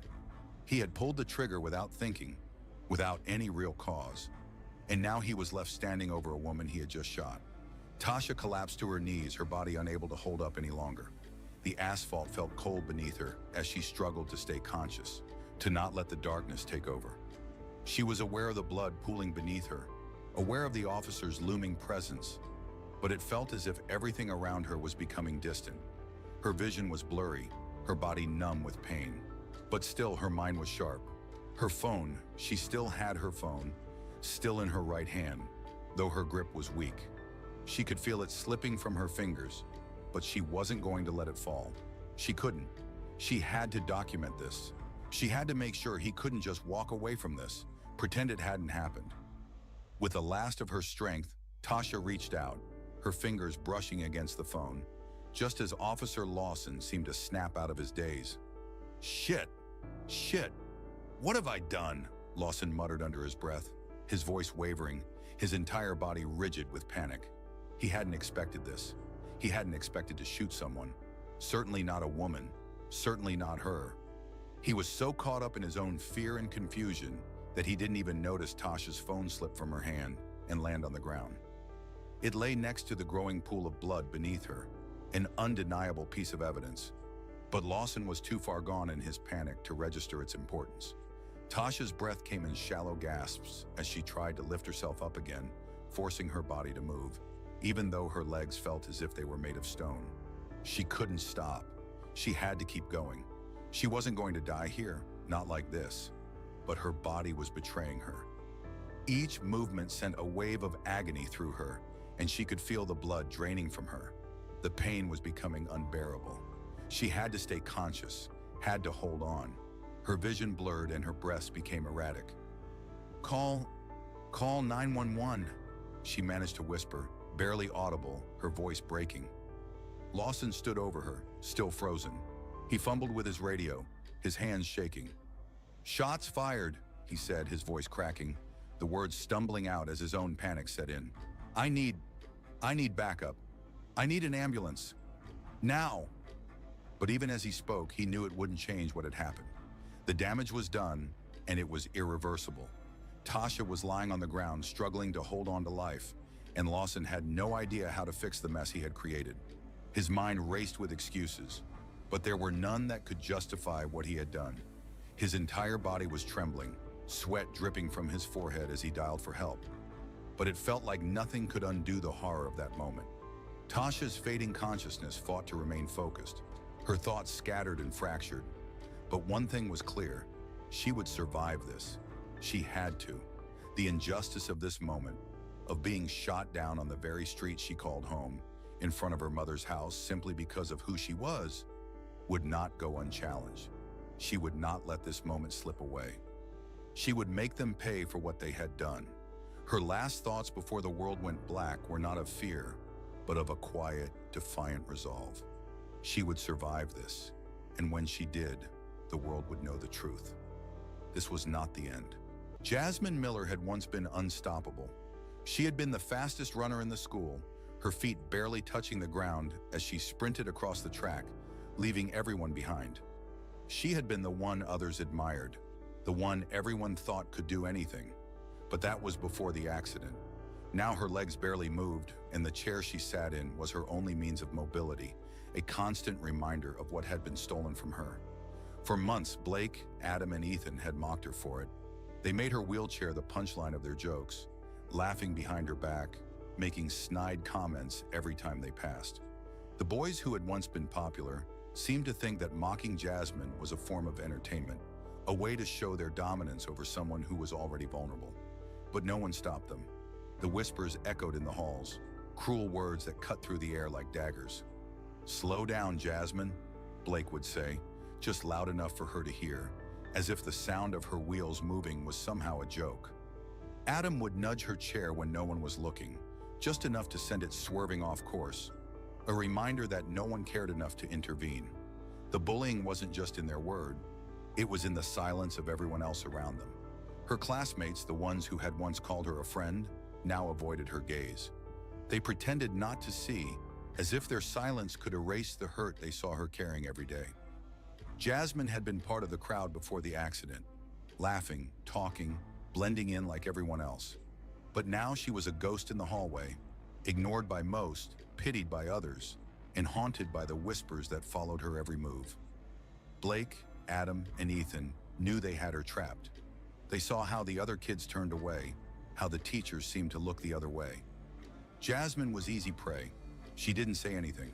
She didn't fight back. She just kept moving, her wheels spinning, day after day, as the world around her spun on without noticing her. But there was one person who did notice, one person who always had her back. Maya, Jasmine's older sister. Maya had been a star athlete too, not on the track, but in martial arts, where her strength and discipline had earned her respect. She wasn't the type to stand by and watch injustice unfold. She had always been Jasmine's protector, the one who pushed her to be better, the one who cheered the loudest from the sidelines. Maya wasn't in Jasmine's class anymore. She was a grade above, but that didn't stop her from making sure Jasmine wasn't alone. Maya would walk her to class when she could, check in during lunch, and keep a watchful eye over her when they weren't together. She didn't say much, but Jasmine could feel it, the comfort of knowing her sister was always there, silently watching over her. But Maya knew the moment was coming. She had seen how Jasmine shrank in front of the world, how she became smaller with each passing day. She noticed how her sister's confidence had started to erode, how the once bold girl who could outrun anyone on the track now barely spoke. Maya could feel it too, the anger that simmered just beneath the surface. She had always been the calm one, the one who stayed in control. But the cruelty Jasmine faced was too much, and Maya couldn't stand by much longer. Jasmine hadn't told her about the things the boys had said. She hadn't needed to. Maya could hear it in her sister's silence, in the way she looked at her wheelchair as though it were something to be ashamed of. But Maya had seen enough. The time for waiting was over. The tipping point came during the school assembly. It was Patriot Day, the one event every year where students were expected to show pride for their country. The gymnasium was filled with students standing at attention, hands over their hearts as the national anthem played. Jasmine sat in her wheelchair, locked in place, her head bowed. She wanted to disappear into the floor. She couldn't stand, not because she didn't care, but because her body wouldn't let her. And at that moment, she couldn't have known that Blake and his friends would target her. "Oh, no respect for the flag," Blake sneered from across the room, loud enough for everyone to hear. The gym seemed to hold its breath for a moment before his words cut through the silence. "Come on, Jasmine, you could at least try to stand up." The laughter that followed was like a slap in the face, each chuckle a reminder of how small she had become. Jasmine's face burned with humiliation. She squeezed her eyes shut, trying to block it out, but the sting of their words wouldn't go away. She bit her lip, trying to hold back the tears that threatened to spill. She wanted to scream, to fight back, but she couldn't. Her body was too weak, and her voice felt trapped inside her throat. That was when Maya saw it. She saw her sister's shoulders slump, her head dip lower as the world seemed to close in around her. She had heard the whispers, seen the cruel smirks, but this was different. This was something she couldn't ignore any longer. Maya's blood boiled. She stood up, her fists clenching at her sides, her eyes locked on Blake, Adam, and Ethan. They had gone too far, and she wasn't going to let them get away with it. Maya's steps were purposeful, steady, and unhurried, but in that moment, they seemed to echo through the gym louder than the national anthem. Jasmine didn't see her at first. Her face was still buried in her hands, her shoulders shaking slightly as she tried to hold back the tears. But Maya saw everything. She saw the sneers on Blake's face, the cruel gleam in Adam's eyes, the way Ethan just stood by, filming the moment as if it were a scene from a movie. The laughter hadn't stopped, and Jasmine's humiliation was palpable, hanging in the air like thick smoke. Maya didn't flinch, didn't look away. She took one more steady step, her eyes locked onto Blake as he leaned against a row of chairs, still laughing. Without warning, Maya crossed the gym floor in a few long strides, her presence commanding the attention of everyone nearby. The laughter faltered as the room took notice. She wasn't a teacher, not a principal. She was Jasmine's sister, and that made her something far more dangerous. Blake's smirk faded as Maya came to a stop in front of him. For a brief moment, he looked confused, as though he hadn't expected her to confront him. The entire gym seemed to go still, waiting. Maya's voice was calm, her words measured, but there was an edge to them that sent a chill down Blake's spine. "You think it's funny?" Maya asked, her voice low but steady. Blake shifted, not sure what to say. He laughed nervously, trying to maintain his bravado, but Maya didn't let him off the hook. "You think making her cry is a joke? You think humiliating her in front of everyone is something to laugh about?" Jasmine had heard Maya's voice. She had always known when Maya was serious, when the air around her crackled with that quiet intensity. But she didn't want her sister to do anything reckless. She didn't want Maya to get in trouble. She didn't want anyone to get in trouble on her behalf. So Jasmine tried to shrink into herself, hoping her sister would back down. But Maya didn't. She didn't take her eyes off Blake, who had started to squirm under her gaze. "Just go back to your seat, Maya," Blake muttered, shifting uncomfortably. "It's not a big deal." "It's a big deal to me," Maya replied, her tone not rising, but carrying so much weight that Blake couldn't respond. Maya wasn't just angry, she was hurt, and her sister's pain had become her own. She wasn't about to let this go. Blake's eyes darted around the gym, as if looking for someone, anyone to intervene. But no one did. No teacher stepped forward, no administrator rushed to stop what was happening. It was just Maya, standing tall and unyielding in the face of their mockery. Maya wasn't the type to start a fight. She had always preferred to use her words to talk her way out of problems. But Blake, Adam, and Ethan had pushed her to the edge, and she had finally reached her limit. Without another word, Maya grabbed Blake by the collar of his jacket, pulling him forward. Her strength surprised him, and before he could react, she shoved him back against the lockers. The crash of metal against metal echoed through the gym, drawing gasps from the students nearby. Blake staggered but didn't fall. He opened his mouth to say something, but Maya was already moving. Before he could collect himself, Maya drove her knee into his stomach. Blake gasped for air, his hands clutching his chest as he doubled over. But Maya wasn't done. With one swift motion, she dropped him to the ground, her calm expression never faltering. "Don't ever touch my sister again," Maya said, her voice dangerously calm. The gym was silent, save for the sound of Blake wheezing on the floor. Ethan and Adam were still frozen, unsure of what to do next. Maya turned toward them, her gaze cutting through the air like a blade. "You want to join him?" she asked, her voice sharp. "You're next if you even think about making her feel worthless again." For a long moment, neither Ethan nor Adam moved. Maya didn't need to threaten them again. The fear in their eyes said everything. But then, without warning, Ethan lunged toward Maya. His hand swung out, trying to grab her by the arm, but Maya's instincts were faster.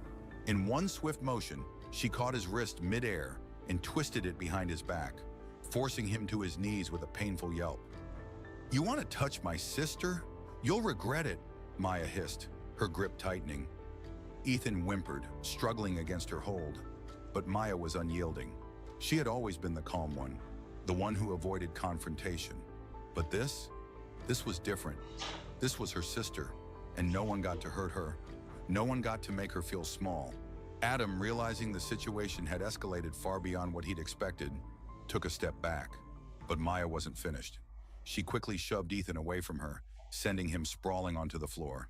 The gym was now completely still, students watching the scene unfold with a mix of shock and disbelief. Maya stood tall, her eyes scanning the room, daring anyone else to make a move. By the time the teachers finally arrived, Maya had already walked away, her shoulders back, her steps steady. She didn't need to explain herself. The message had been sent. Jasmine wasn't alone.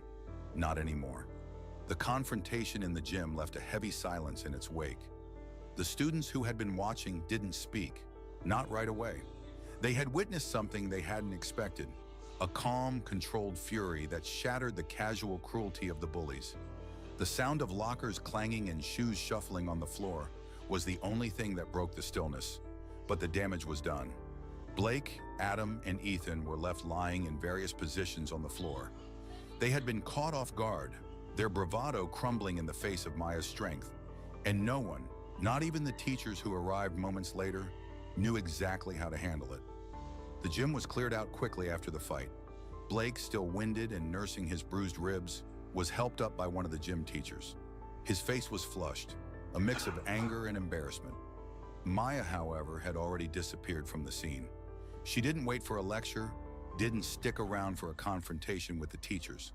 She had made her point, and she wasn't looking for applause or recognition. But as the students filed out of the gym, many of them were whispering. It wasn't about what happened during the assembly anymore. It wasn't about the national anthem or who stood and who didn't. It was about Maya Taylor, the girl who had defended her sister with no hesitation, the girl who had taken on 3 bullies without breaking a sweat.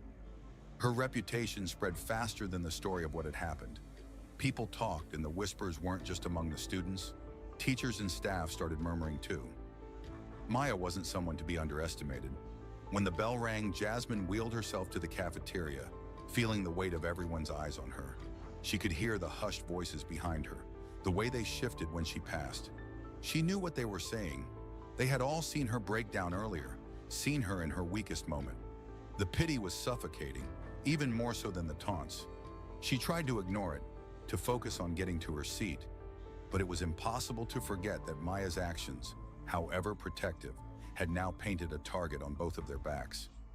Jasmine's phone buzzed on her lap. It was a text from Maya. "Are you okay?" Jasmine hesitated for a moment before replying. "I'm fine, but why did you do that? You didn't need to fight them." The reply came almost immediately. "Yes, I did. They hurt you, Jasmine, and no one was doing anything about it."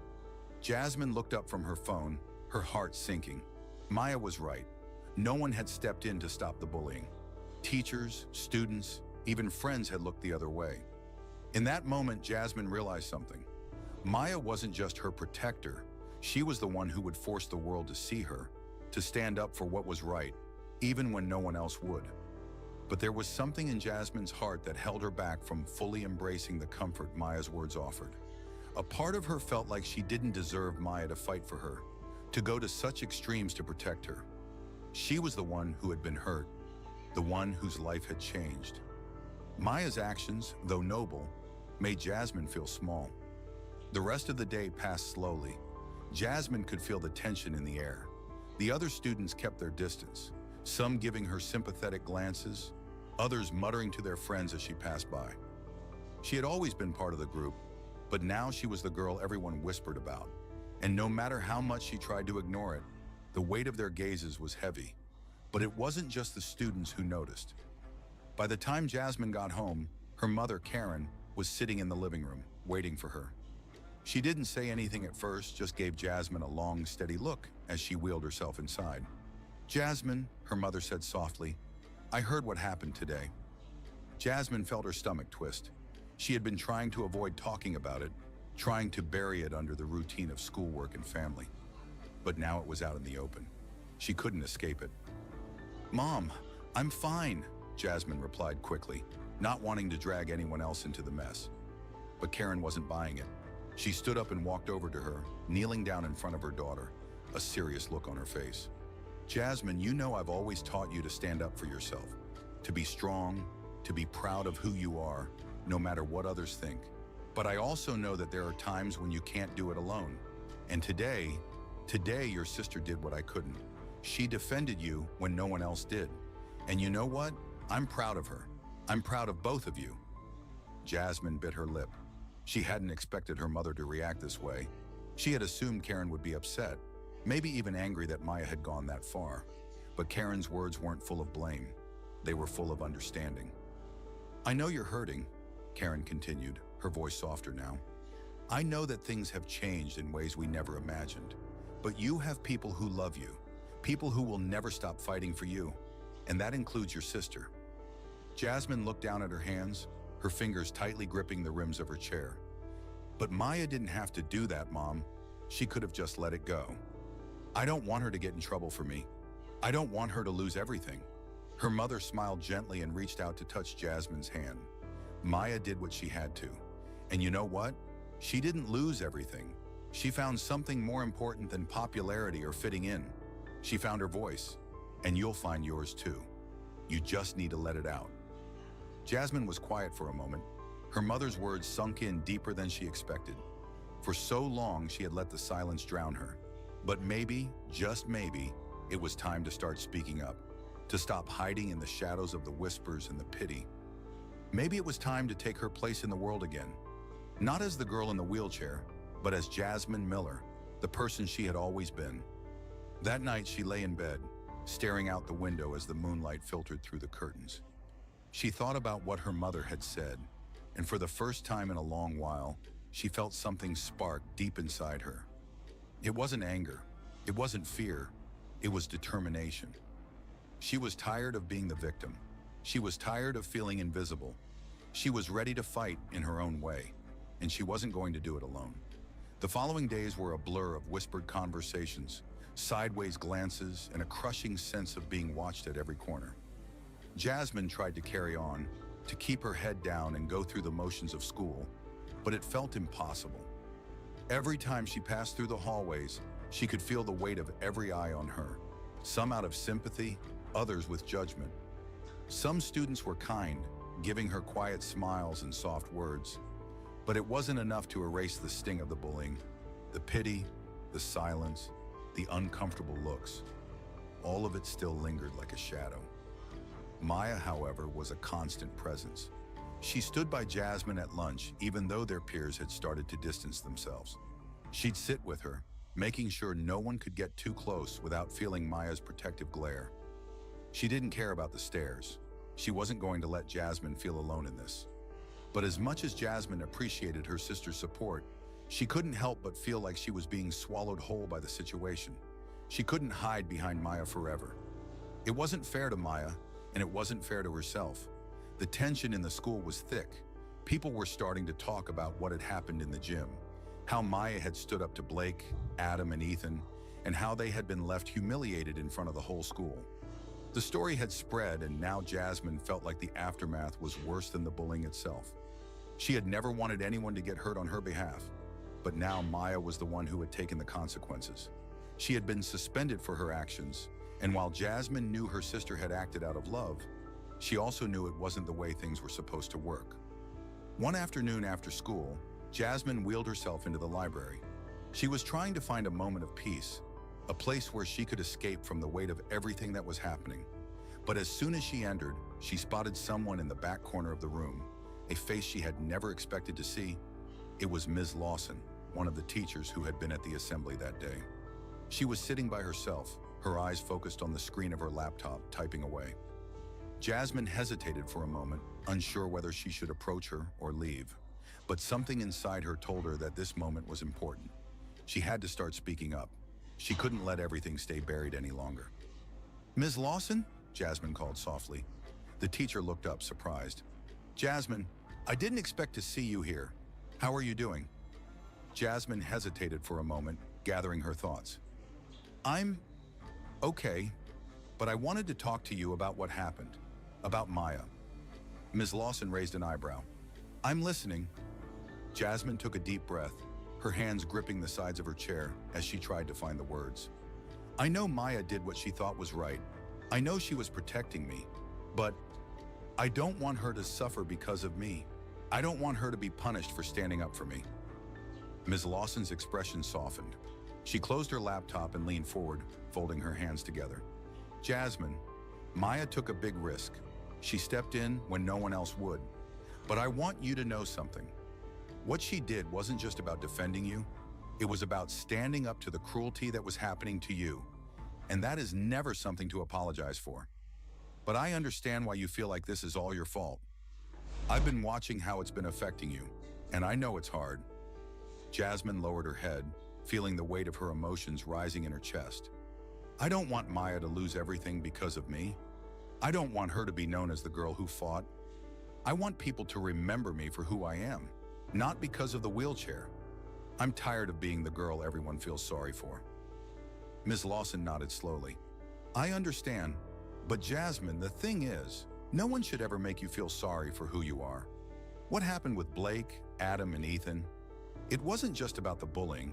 It was about a system that failed you. It's not just them. It's the teachers, the administration, and the people who stood by and did nothing. They failed you.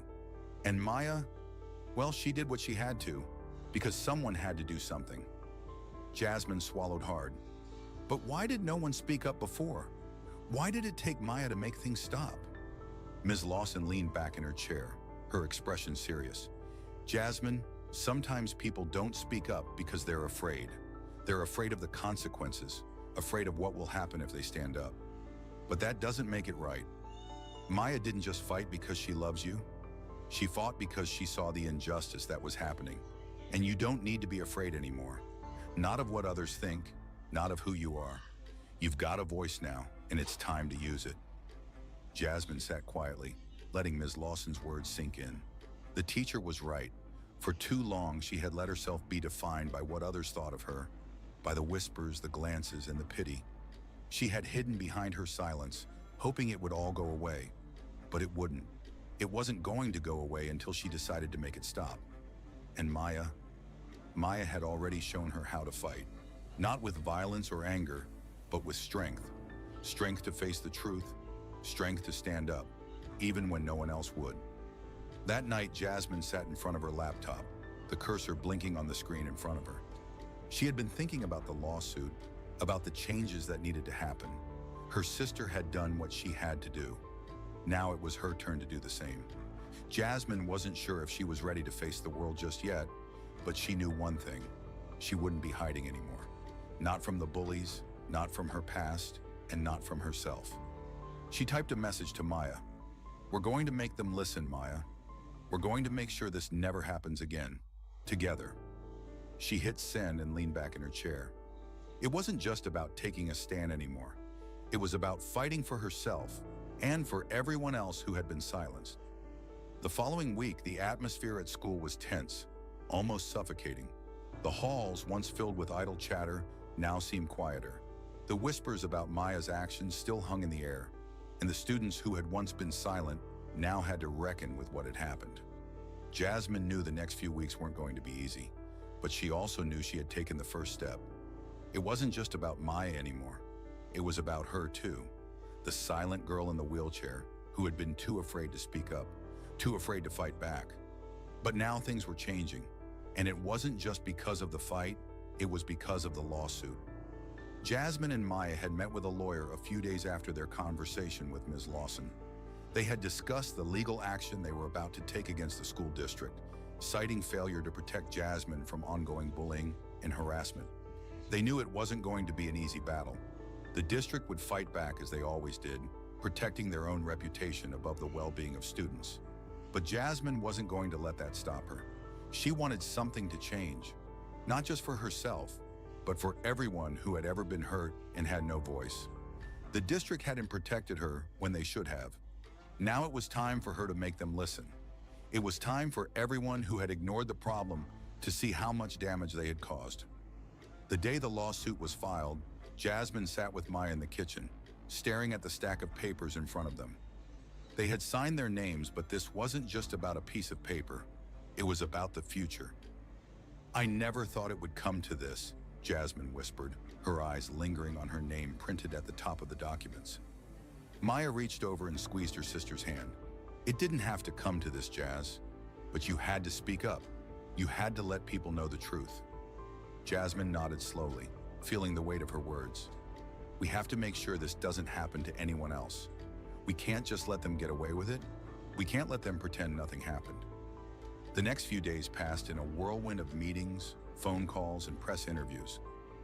Word about the lawsuit spread quickly, and soon the local news picked up the story. What started as a small ripple in the community grew into a wave. Jasmine was no longer just the girl in the wheelchair. She was the girl who fought back, and people were listening. The story gained momentum, spreading to local organizations and disability rights groups who offered their support. Jasmine had become a symbol of strength for so many, even though she never asked to be. The weight of the world seemed to settle on her shoulders, but for the first time in a long time, it didn't feel like too much to bear. As the weeks went on, things at school began to change. Blake, Adam, and Ethan were no longer at school. They were withdrawn by their parents, their futures uncertain. Rumors swirled about what had happened, but no one was talking about it openly. The school district released a statement that sounded more like damage control than an apology, and for the first time in a long while, Jasmine felt like they were starting to acknowledge the wrongs they had ignored for so long. The final turning point came when the school district was forced to open an internal review of its handling of harassment and bullying. It wasn't much, but it was a start. The administration began implementing new policies for students with disabilities, ensuring that every student had a safe and supportive environment to learn in. Jasmine's case had forced them to confront their shortcomings. But the victory wasn't just in the legal action, it was in the way the world around her started to change. It was in the small, subtle moments. The students who had once avoided her now came up to her, asking how they could help. Teachers who had ignored the problem began to take a stand. The administration started offering training on disability awareness, ensuring that incidents like hers would not be swept under the rug again. Jasmine was invited to speak at a local event for disability rights, sharing her story and advocating for a world where everyone could feel seen and valued. She wasn't just telling her story anymore. She was making sure that the world listened, that the truth wasn't silenced, that it couldn't be ignored anymore. One afternoon, Maya sat with Jasmine on the porch, watching the sun dip low on the horizon. The house had quieted, the noise of the outside world distant for a moment.